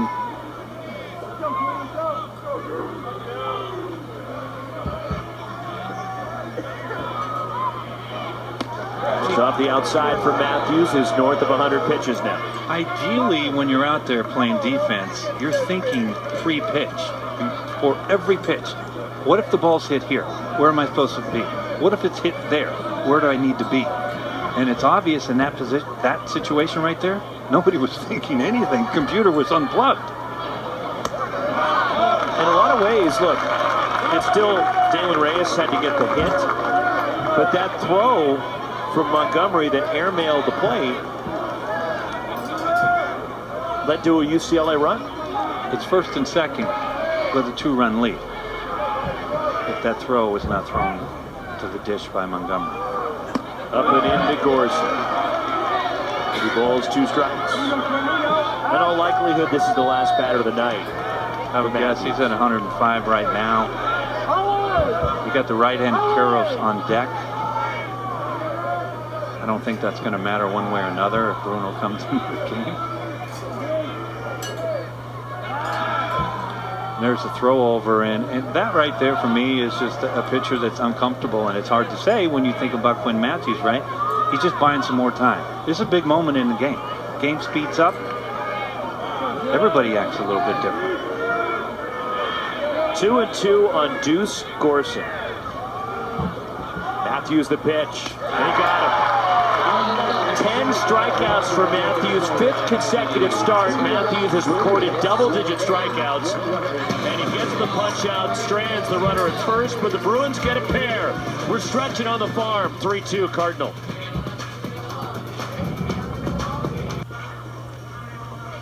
Things have tightened at Sunken Diamond. 3-2 Stanford leading UCLA, opening game of this series. But the Cardinal 8-9-1 due up against Jake Brooks. But Stanford, who hosted a regional again last year. There's a high chop toward third, foul off the bat of Jake Sapien, who's 1 for 2. Stanford hosted a regional last year, hosted a super. Brooks over 100 pitches as well.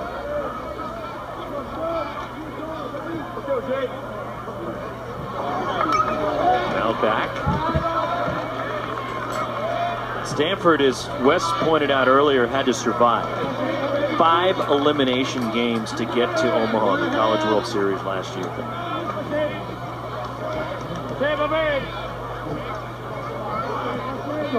0-2 on Jake Sapien. Brooks the pitch. That one punch foul back and out of play. If I'm not mistaken, I think Ole Miss did the same thing. I couldn't be right twice in one night, could I? I know you're giving me that look like, looking wow. to see, check the sky. And out on strikes, Jake Sapien, as Jake Brooks has struck out 5 consecutive UCLA or Stanford hitters, rather. So 1 gone. Sunday Night Baseball, a rematch of the World Series in Houston. The Phillies and the Astros on Sunday Night Baseball, 7 Eastern, 4 Pacific, ESPN, ESPN Deportes, and on ESPN Radio with Boog Sciambi and Doug Glanville. Our coverage begins 6 Eastern, 5 Central in Houston with baseball tonight. Sunday night countdown. Now that's great. My Astro favorite. I wore. Well, that's my favorite. Right there. Yeah, the rainbow. They need to bring it back, quite frankly. Don't you? I mean, how about Nolan Ryan, J.R. Richard, right there. Back up the middle. Owen Cobb into center. Hit number 7 for the Cardinal, a 1-out base run.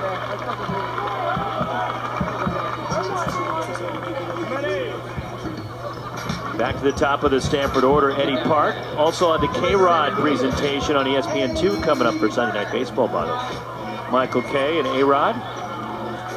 ESPN2 Sunday night.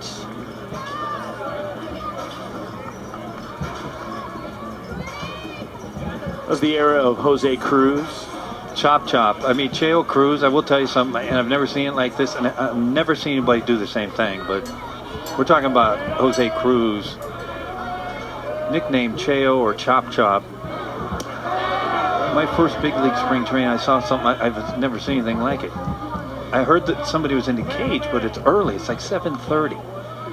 And it was Jose Cruz with a fungo hitting off a machine throwing pellets.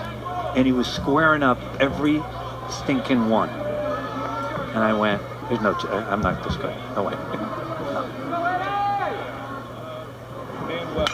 Eddie Park out to right center field. That one into the alleyway.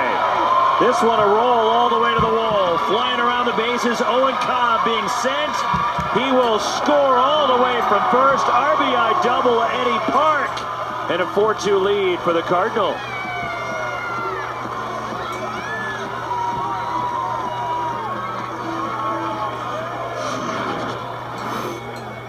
Well, it's Eddie Park in the middle of something good happened for the Cardinal, but we can't see it from here, but Cobb at first base just reads this ball perfectly and is off to the races the minute it leaves Eddie Park's bat. Here you go. Good look. Watch him. Freeze, reads, and he's off to the races. And the Cardinal put a really, really important fourth run on the board. Here comes the head coach John Savage out of the UCLA dugout. Eddie Park fired up on that double into the alleyway. He's got a 2-hit night going. 8 hits now for Stanford, rallying against Jake Brooks and trying to get some of the momentum back after UCLA scored a pair in the top of the inning to make it a 1-run game. There is the activity. Chris Aldrich up in the bullpen. And it appears UCLA will go to the bullpen here. So pitching change with Brooks going 6 1/3, giving way after 111 pitches. Stanford leading at 4-2, 1 out bottom of the 7th. Aldrich out of the pen to face Carter Graham.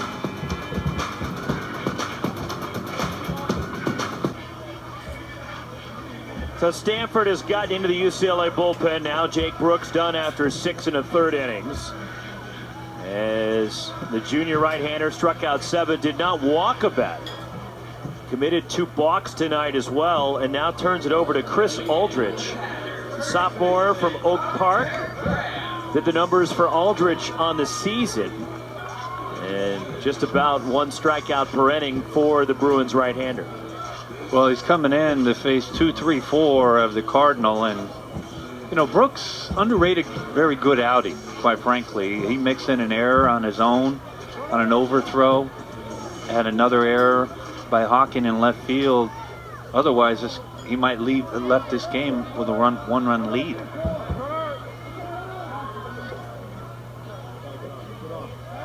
Aldrich spin but no throw to second base. Eddie Park the runner at second. Carter Graham 0 for 3 tonight. Last year's Pac-12 home run champion.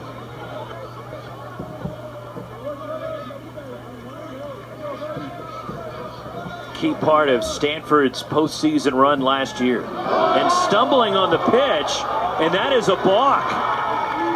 What are the odds to have 3? When's the last time a team had 3 balks called on them in one game? Well, when was the last time you saw that? Well, I've seen that one. I mean, yeah, but I mean, I can do that when I just walk normal down the street, but this is just a spike gets caught. We'll take a look. Yeah.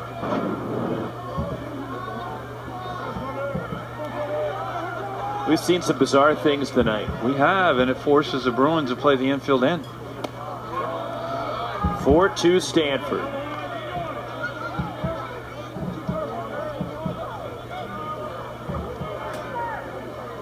So the Cardinal trying to capitalize on extra 90 feet here with Carter Graham. Leads Stanford 37 driven in this year. And it's a ball and a strike on Carter Graham. Well, put your managing cap on out there, fans.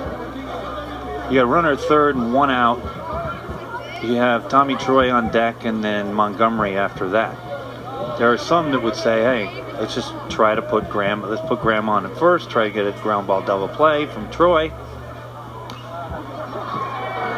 Slow chopper. Karros throws to first, not in time, infield hit. A dribbler for Carter Graham. Coming in is Eddie Park. Stanford, who gave up 2 in the top of the inning, gets the 2 right back in a 5-2 Cardinal lead. Well, it's what they call a swinging bunt. And you see Carter Graham over at first like, I'll take it. But it's a breaking ball by Aldridge, and Graham is fooled. And there's nothing Kyle Karros can do with this other than field it. He shows his athleticism. You see Carter Graham down at first base. That's right, I beat it out. Infield hit for Graham. Stanford now with 9 hits. Tommy Troy, an RBI double in the 5th. Takes ball 1.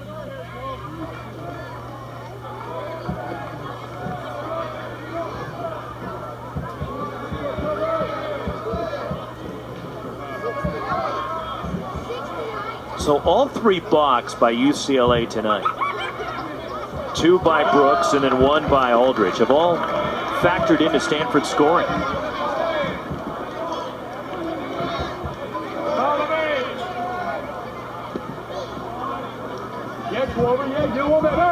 Brooks committed a balk in the 2nd, getting Braden Montgomery to second base. He would score later on a sac fly as this ball is a mile high.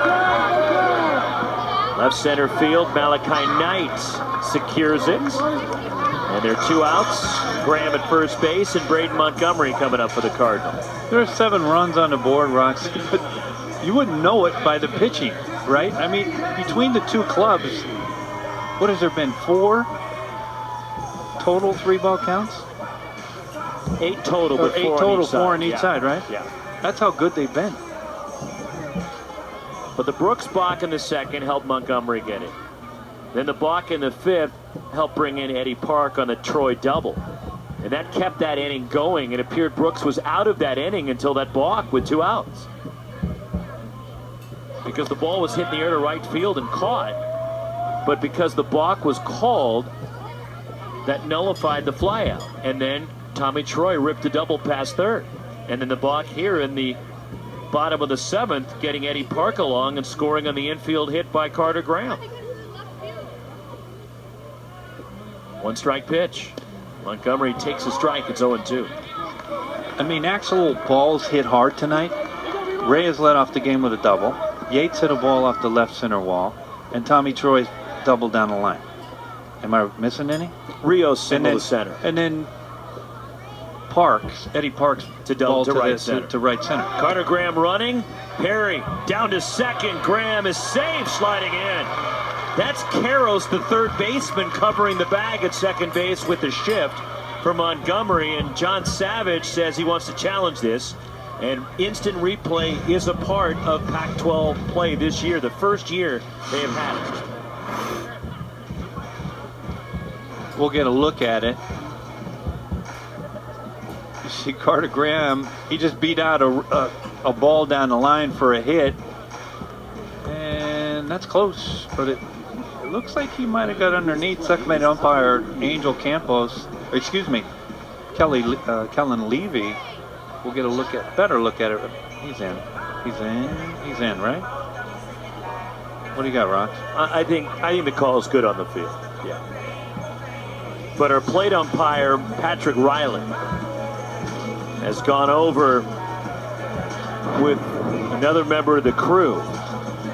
As there is a monitor they are looking at on the third base side over near the UCLA dugout and we talked about how good Darius see if the call was correct. Perry has been this year behind the dish and how successful UCLA has been at throwing out runners.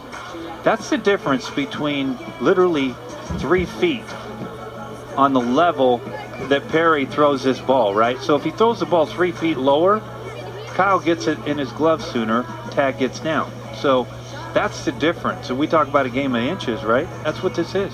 It's all about. And I think Darius was a little bit surprised that Carter Graham took off right there.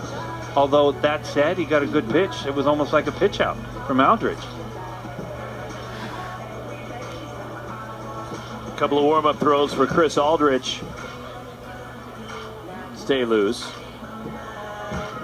Plus, you have a third baseman, Wes, with the shift on. Kyle Karros is not normally around second base on stolen base attempts. Well, he's not. We're going to see what happens here. And they confirm the call safe.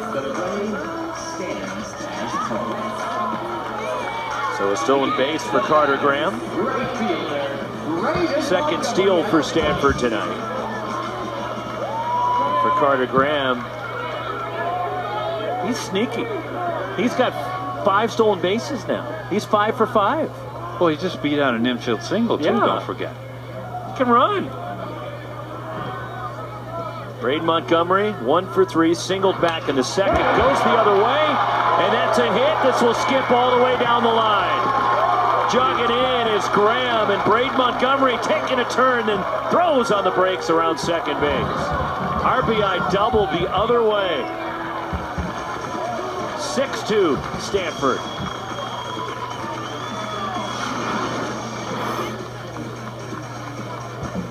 Well, we'll get a look at this from center field. And it's just fastball. It's a good fastball by Aldridge on the inside part, but this is something that Braden Montgomery was doing early in the season in March, and where he was using the whole field, keeping his bat in the zone much longer. And this is probably a good sign for the Cardinal, a hit like that for a hitter like Montgomery, and a bad sign for the Bruins. 3-run bottom of the 7th, Alberto Rios, strike 1. The last thing the Bruins want is Montgomery to get hot again. He's too good of a hitter. You know it's going to come at some point. Well, yeah, John Savage is hoping it's just not this weekend. But then, you know, first base was open there, right? Well, I mean, Alberto Rios has been real good the entire year. He's hitting right around 350. He's second in the team in RBI. And if you looked at recent statistics, I mean, Rios got better numbers than Montgomery for the last 17 games, 16, 15 games. And that said, John Savage never been somebody that doesn't think his pitchers can.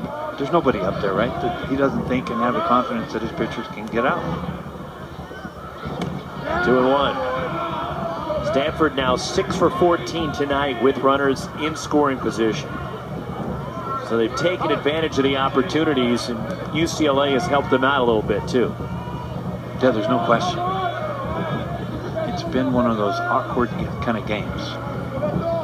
Got 6 runs on the board. 2-2. Ordinarily, you'd think there's a lot of bombs off the bats, Stanford, but I mean, even the ball that Montgomery hit, it wasn't hit hard. Just found the right spot. Perfectly placed. Drew Bowser would be next for Stanford. Hit ball on the ground, sharply to short, knocked down, picked up. Deuce Gorson on to first, gets Rios. And the side is retired with 3 for the Cardinal. The bottom of the 7th, as Stanford carries a 6-2 lead to the 8th. Heart of the order coming up for the Bruins. 6-2 Stanford leading UCLA to the 8th. Next Stanley Cup playoff matchup. We'll get to that in a second. As Quinn Matthews back on the mound for Stanford. But Game 6, Devils-Rangers at the Garden. Coming up Saturday night, 8 Eastern, 5 Pacific on ABC. ESPN Plus, the road to the Cup rolls on. Now Caros 0 for 3 tonight. Jack Hughes of the Devils, Artemi Panarin, and the NYR, the Blue Shirts, as New Jersey leads that series 3-2 after the Rangers were up 2-0. But Akira Schmidt comes in, replacing Vitek Vanacek in goal for New Jersey. And the Devils now lead 3-2 and a chance to close out the Rangers at the Garden tomorrow. Good slider there by Quinn. Well, I'll tell you what, we would have guessed that Quinn Matthews wouldn't have been run out there for the 8th inning, right? I was surprised, like you. As a leadoff walk for Caros. And that's Jack Holman coming up for UCLA. It's the first walk by Quinn tonight. But he must have convinced Thomas Eager, the pitching coach, and David Esker, his head coach, I'm fine. But when you look to last weekend, 9 innings, so 16 plus innings, and that's just the second walk for Quinn.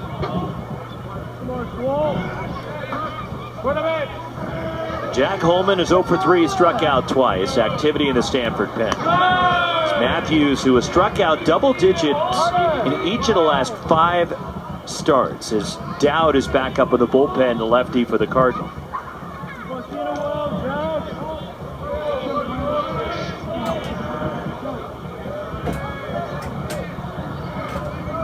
One-0 pitch. Matthews gets the strike, 1-1. Well, if you're David Esker and Thomas Eager, the pitching coach, you're thinking about we need 6 more outs. Bruins are in the 4-hole, 4, 5, 6, 7, 8, 9. The last thing that they want is to turn this Bruins lineup over to the top of the lineup to Reyes. And all John Savage and UCLA are looking for right now are base runners. That's it. Keep the line moving. That's the only way you can make comebacks is base runners. I mean, you know, the 2-run home run people think it's a cool thing, right? But you still want the pitchers to see base runners. You see Carter Graham playing behind Karros. Fought off by Jack Holman. We'll do it again.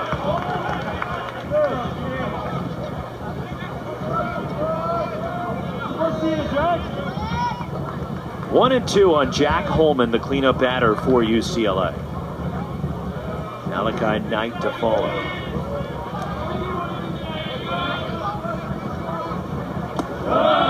Mention what Stanford had to do last year, and how integral Quinn Matthews was in doing it for the Cardinals. After Stanford, who won their first game in the regional last year against Binghamton. Then Stanford lost the next night against Texas State. That put the Bobcats in the driver's seat of the Stanford Regional last year. That ball out towards short, and a lunging grab by Owen Cobb. Throws to first, and saved. Just getting back, beating the throw. Diving back in was Karros, as Owen Cobb sprawling after that at shortstop for out number one. Well, that's one of those kind of plays to where you say, hey, Owen, did you think about letting this ball hop, right? Bounce? Because you see, watch Karros at first. Now, he does a good job right there. You see Karros in the top right of your screen. He wasn't taken off, so that's the right decision by Cobb. But if you got somebody at first base that's halfway, you can go ahead and play that ball on a hop. Throw to first. Malachi Knight out toward left center field. Eddie Park trying to chase it down. It's over his head, and it skips up against the wall. Karros being held at third, and Malachi Knight rips a double. The left center, and Bruins have a threat here in the eighth against Matthews. Second and third, one out, and Darius Perry due up. And pitching coach Thomas Eager heading out to the mound for the Cardinals. How big were those 3 runs for the Cardinal last inning? Get a look at it now. It's just a fastball, middle, and Knight does not miss this. We talked about he's got some, not sneaky power, he's got some power. And a call to the bullpen as they have summoned Drew Dowd, the lefty.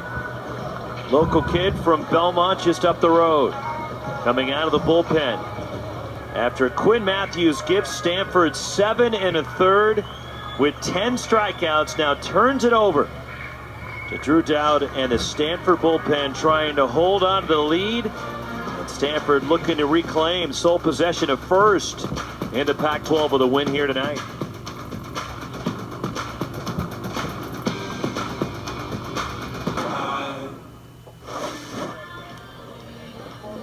Seven 1/3 for Quinn Matthews tonight.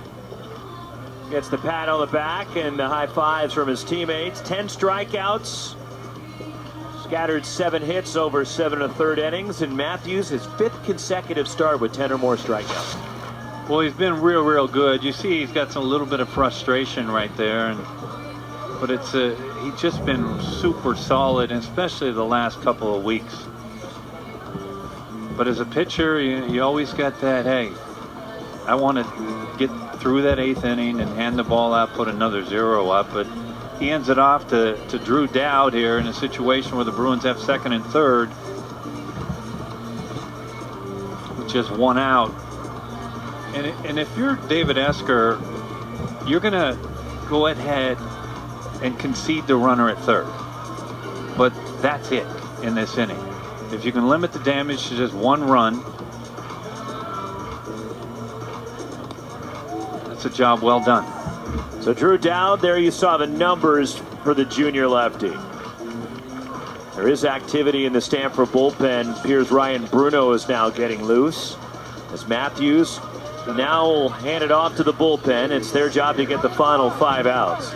2nd and 3rd, 1 out. Darius Perry singled in the 4th. He's also been hit by a pitch tonight. Bruno, number 34 there, and he's got company from Brant Pantzer, a right-hander.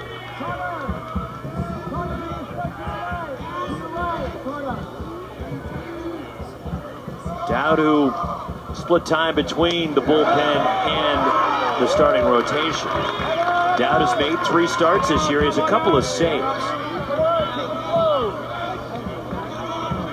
0-1 the count on Darius Perry, the Bruins catcher. Al Caro's the third, Malachi Knight at second after the double. Chased one in the dirt, it's 0-2. They're the same pitch, just a little bit harder. And you see the effectiveness that pitchers can have just changing speeds with the exact same pitch. The first one was a little bit of get me over. The second one was a little bit harder.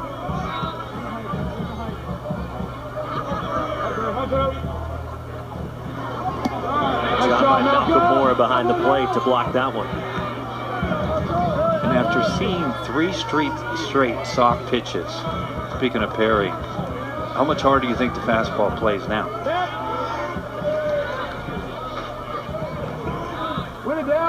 Ball and 2 strikes. The pitch. Perry hits it sharply through the left side and a base hit. Caros is in there stopping Malachi Knight, is quickly retrieving it. Alberto Rios fires it in. And a solid single by Darius Perry at RBI at 6-3 as the Bruins now will get the tying run to the plate here with 1 out in the 8th. And Jared Hocking, the left fielder. Well, we'll get a look at this, and what does Dowd try to do? Well, Perry probably heard me and said, hey, the fastball is the only pitch I was waiting for, and that's exactly what he got. I'm a little bit surprised with the pitch, where it was located. It's on the inside part. Runners at the corners, 1 out. Hocking 0 for 2 with a sacrifice. The freshman digs in for UCLA. Drew Dowd. Pitch. And Hocking takes ball 1.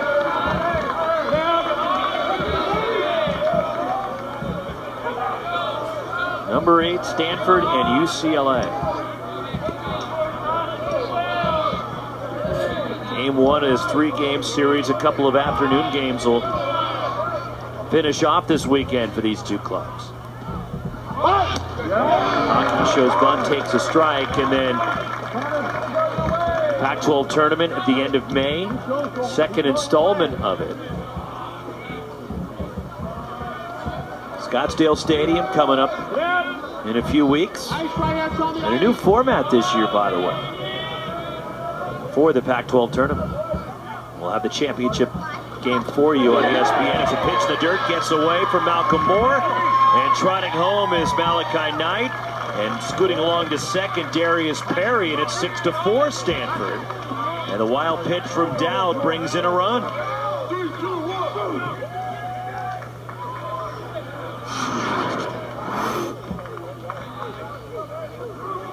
Well, we're just going to see a little bit of more issues with fundamentals, right? I mean, Malcolm Moore gets in front of this ball, but what he doesn't do is get around it. And what I mean by that, get his right shoulder around that ball. And if his right shoulder gets around the ball, that ball might have just hit his chest and dropped in front of the plate.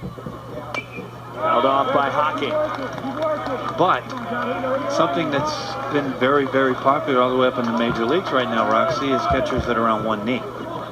And they're not going to be as athletic on one knee as they would be on 2 legs. And when you're on one knee, you're pretty much locked where you're at.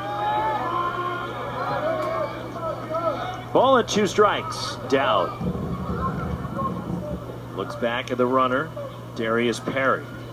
Hocking takes it down and in. 2 balls, 2 strikes. I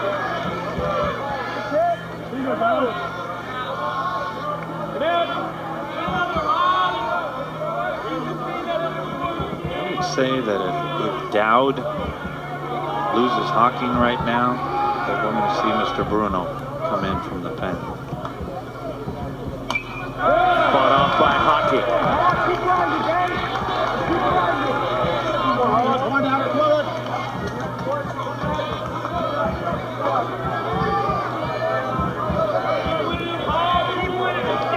2-2 on Jared Hocking here with 1 away.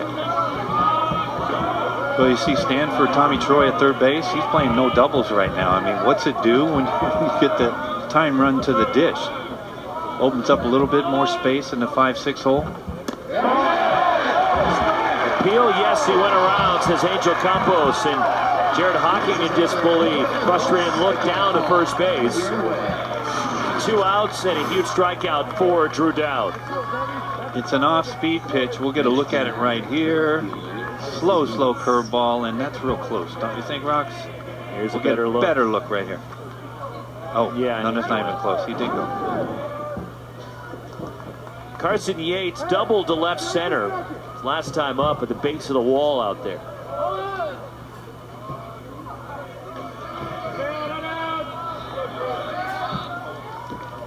Two outs, a runner at second for Yates. Dowd, the pitch. Just misses down low. It is interesting to see where Tommy Troy is playing at third base right now, Roxy. With Yates at the dish, the last thing I think Yates is going to do is bunt here.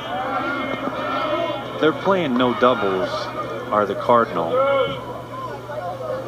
Strike call. As Cobb is playing, they're playing Yates to pull this ball, period. Cobb, the shortstop, is in the 5-6 hole, but I would think that Tommy Troy would just be deeper than where he's at right now.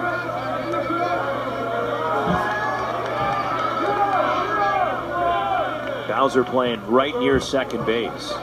And the shortstop, Cobb, as Wes talked about, positioned perfectly. Right in the hole, and a stretch by Carter Graham at first to retire the side, but the Bruins get a pair. It's a 2-run game going to the bottom of the 8th. Stanford 6, UCLA 4. Road from Sunken Diamond. And, you know, Bill went to law school here in the early 80s when he was on a break from the NBA because of all the injuries he was dealing with. Is it fair to say Bill's a very intelligent, book-smart gentleman? Yes.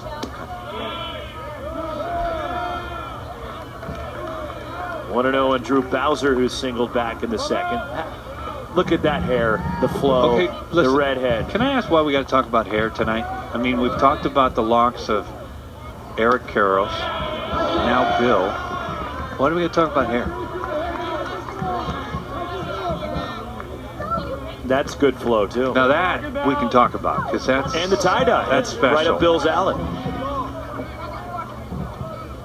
The other way, Bowser sinking in right, hustling over. Carson Yates on the move makes a nice catch. Boy, is that a good play by Yates out there. That's a shoestringer.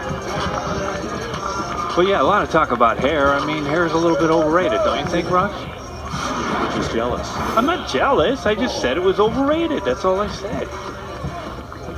Nice catch by Yates on the move. One away from Malcolm Moore. Got a sac fly tonight. As UCLA will go to the bullpen. Here comes John Savage out of the third base dugout. And so Aldrich goes 1 inning.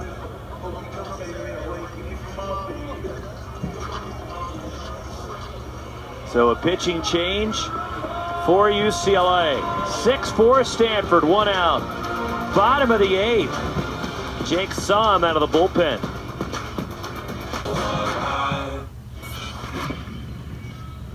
New pitcher for UCLA is, you're watching at Pac-12 on ESPN. 6-4 Stanford, 1 out, bottom of the 8th.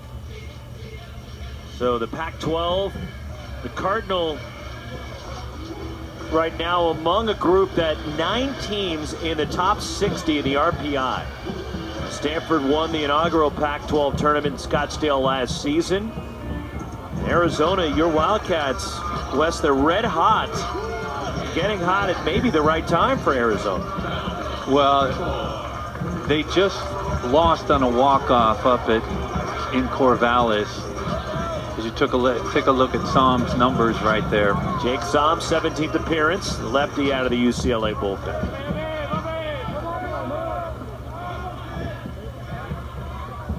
Brother Charlie, by the way, on the Stanford side of things, or the Stanford program, and catcher is Malcolm Moore, waves at it for strike 1. Well, the great Mike Rooney from D1 Baseball, just a tremendous college baseball publication, has sounded off to us and said that. So now Good slider on the outside part by Som. The Pac-12 has 6 projected postseason teams. 6 bids with 2 hosts. Stanford and Oregon. Washington and Arizona are on the bubble as we speak. Jake Som, the pitch, and Malcolm Moore waves at it. And there's 2 away. So the RPI rankings. If you're wondering what RPI is and what it stands for, it's Ratings Percentage Index, and it's the most important 3 letters in college baseball come the month of May. And UCLA will go to the bullpen one more time as John Savage heading back to the hill. But Stanford 17, and there's Oregon. The Ducks picked up a big win against Arizona State today. UCLA, John Savage's team, they had a 31 RPI coming in. And we were talking to David Esker on the batting cage earlier tonight, Wes. He had an interesting outlook on the RPI in relation to their series. They played a 4-game series in Oklahoma a few weeks ago. And Oklahoma's, the pitcher coming out of the bullpen is Cody Delvecchio, the freshman for UCLA. But he had an interesting outlook on that non-conference series because with the odd number of Pac-12 teams, Colorado does not have a team. So there's 11 teams that play Pac-12 baseball. You're going to have a bye week unless you get a non-conference opponent. And Stanford, during what would have been their off week from conference play, scheduled a 4-game series in Norman against Oklahoma. They split it. But in a lot of ways, David Esker looked at it as a series win because you're on the road against a Big 12 team. And Oklahoma's right near the top of the Big 12. They played in the National Championship Series, losing to Ole Miss last year. But in a way, even though it was split 2-2 in that series, he kind of looked at it as a series win because it helped him. It was on the road because of that RPI. It really was, and when he said it, it just made you think like, you know, that's very bright thinking when you think about the RPI. If you don't know anything about the RPI system, when you went on the road against a top 60, which is called Quad 1, it is immensely helpful to your RPI. And what Eske was talking about, if you go have a 3-game set on the road at Oklahoma, and you only win 1 game, it's looked at as a loss. But when you play 4, if you win 2, it doesn't matter. That's a win. That's a win for your RPI. But it is interesting to find out what happens if.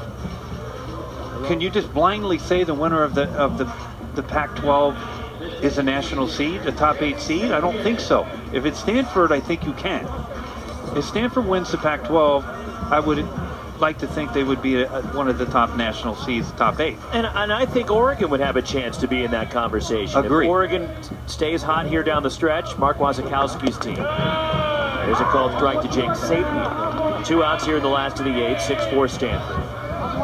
And look, and Willie Bloomquist going, hey, what about us? What if we stay hot? And they lost a tough one to Oregon today.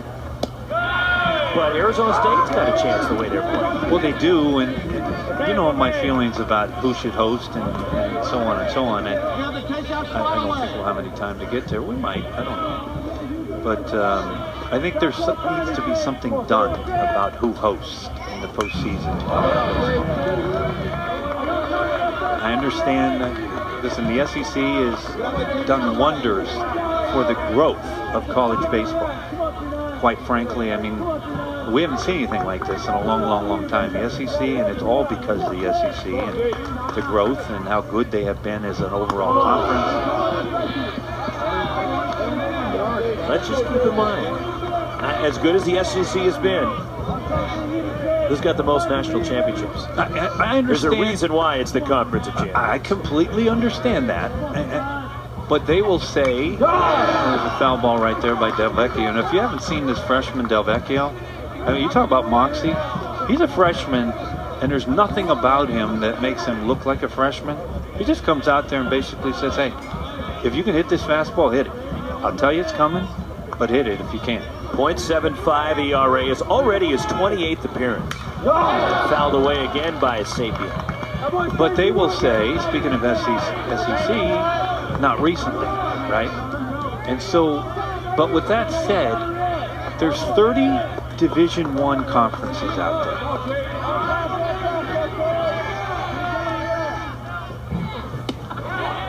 Strike 3 call. Del Vecchio gets the punch out. 3 pitchers get a 1-2-3 inning. They combine to do it. As we go to the 9th, Bruins are chasing 2. 6-4 Stanford. ESPN app or listen to it anywhere on ESPN Radio. Ryan Bruno will face Knox LaPasser.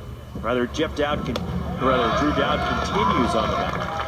If Dowd continues, Bruno did not come in. He's still in the bullpen. That's what happens sometimes. You just get to, you want to manage, right? Yeah, just assume. Drew Dowd trying to close it out. 1-strike pitch, 0-2 the count on LaPasser.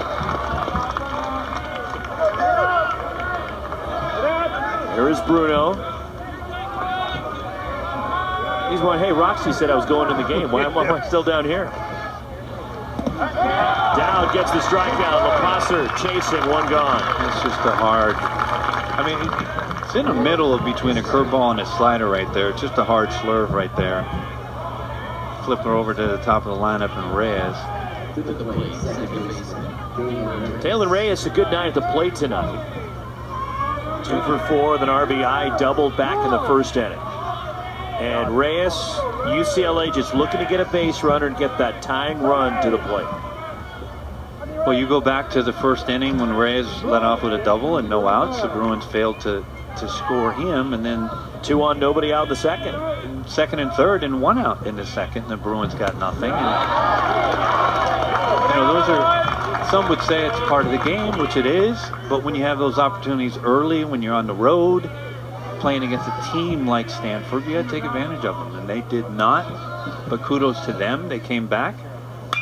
That ball off the leg of Dowd, trickles out to short. Owen Cobb will just hold on to it, and that's an infield hit. And Dalen Reyes, a 3-hit night, and that will bring Deuce Gorson to the plate as the tying run for UCLA. I'm thinking we might see Bruno right next. I'm guessing.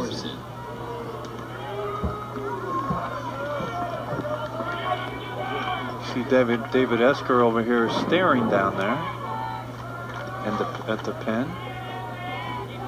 Bruno just standing on the mound down the right field line in the bullpen. And now here comes Thomas Eager, the Stanford pitching coach. And Bruno, who has been tremendous recently. We'll see if they make the call here to go to Bruno, the hard-throwing lefty. Well, this is all about matchup. If you're David Esker and Thomas Eager, do you like the matchup better with Dowd, who's not a hard thrower, throws predominantly sliders and curveballs, or do you like the matchup against 95 to 98 fastball? And looks to me like they're going to the pen and Bruno. So Bruno summoned to try to close it out for the Cardinal. Stanford nursing a 2-run lead here in the 9th, and Bruno making his way out to the hill, trying to lock it down.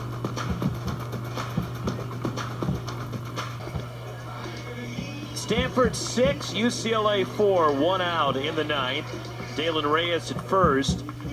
So the tying run at the plate, and Ryan Bruno on to save it for the Cardinal.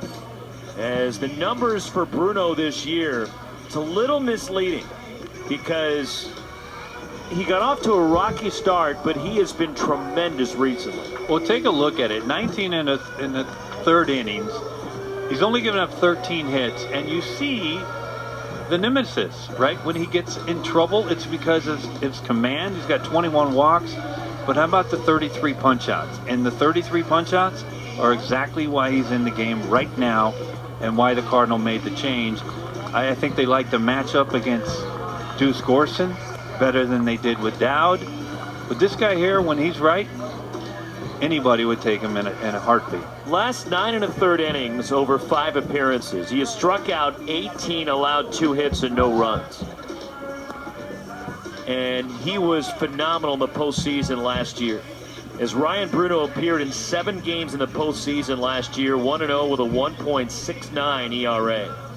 20 strikeouts in 10 2/3 in the postseason last year.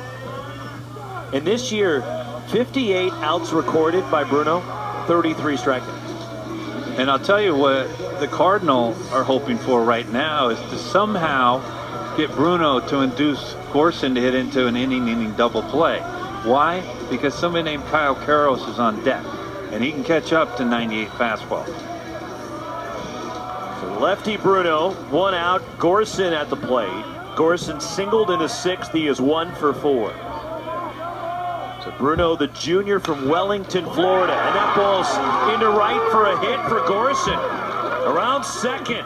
Reyes to third, and Montgomery fires it in, holding Gorson to a single.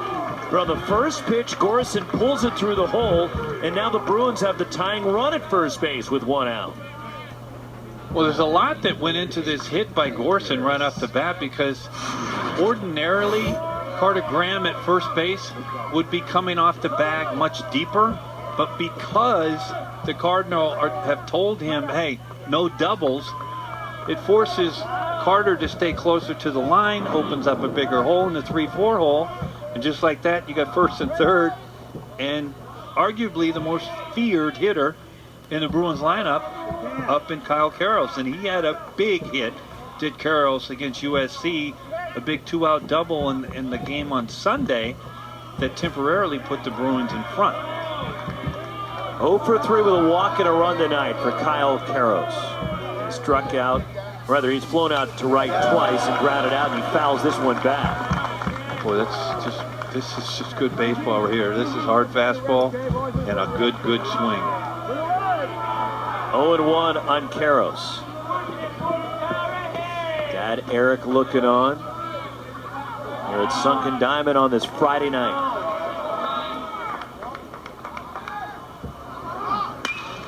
In the air to right, Montgomery playable.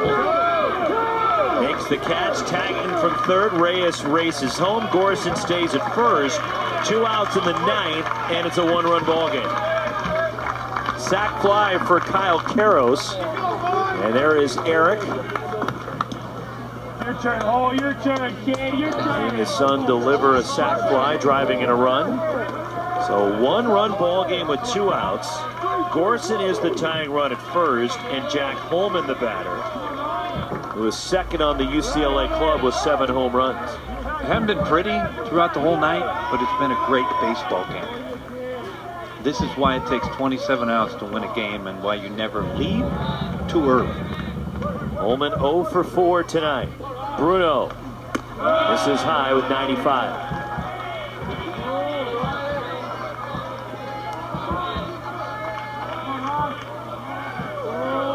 (0-1) on Jack Holman.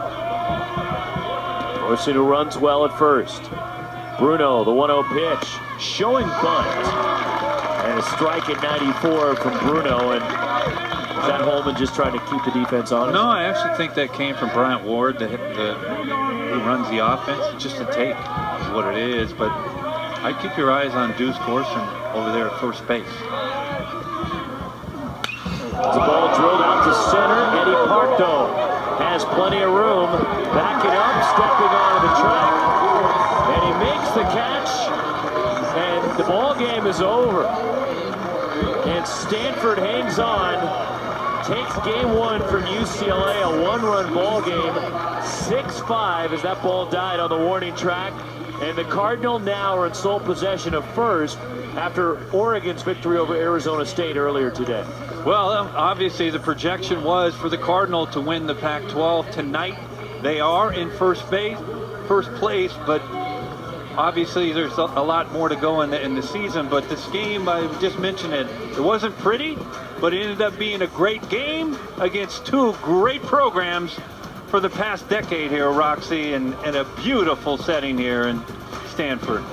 Number 8, Stanford hangs on. 6-5, they knock off UCLA. For my partner, Wes Clements, and our ESPN crew, Roxy Bernstein, saying so long from the farm.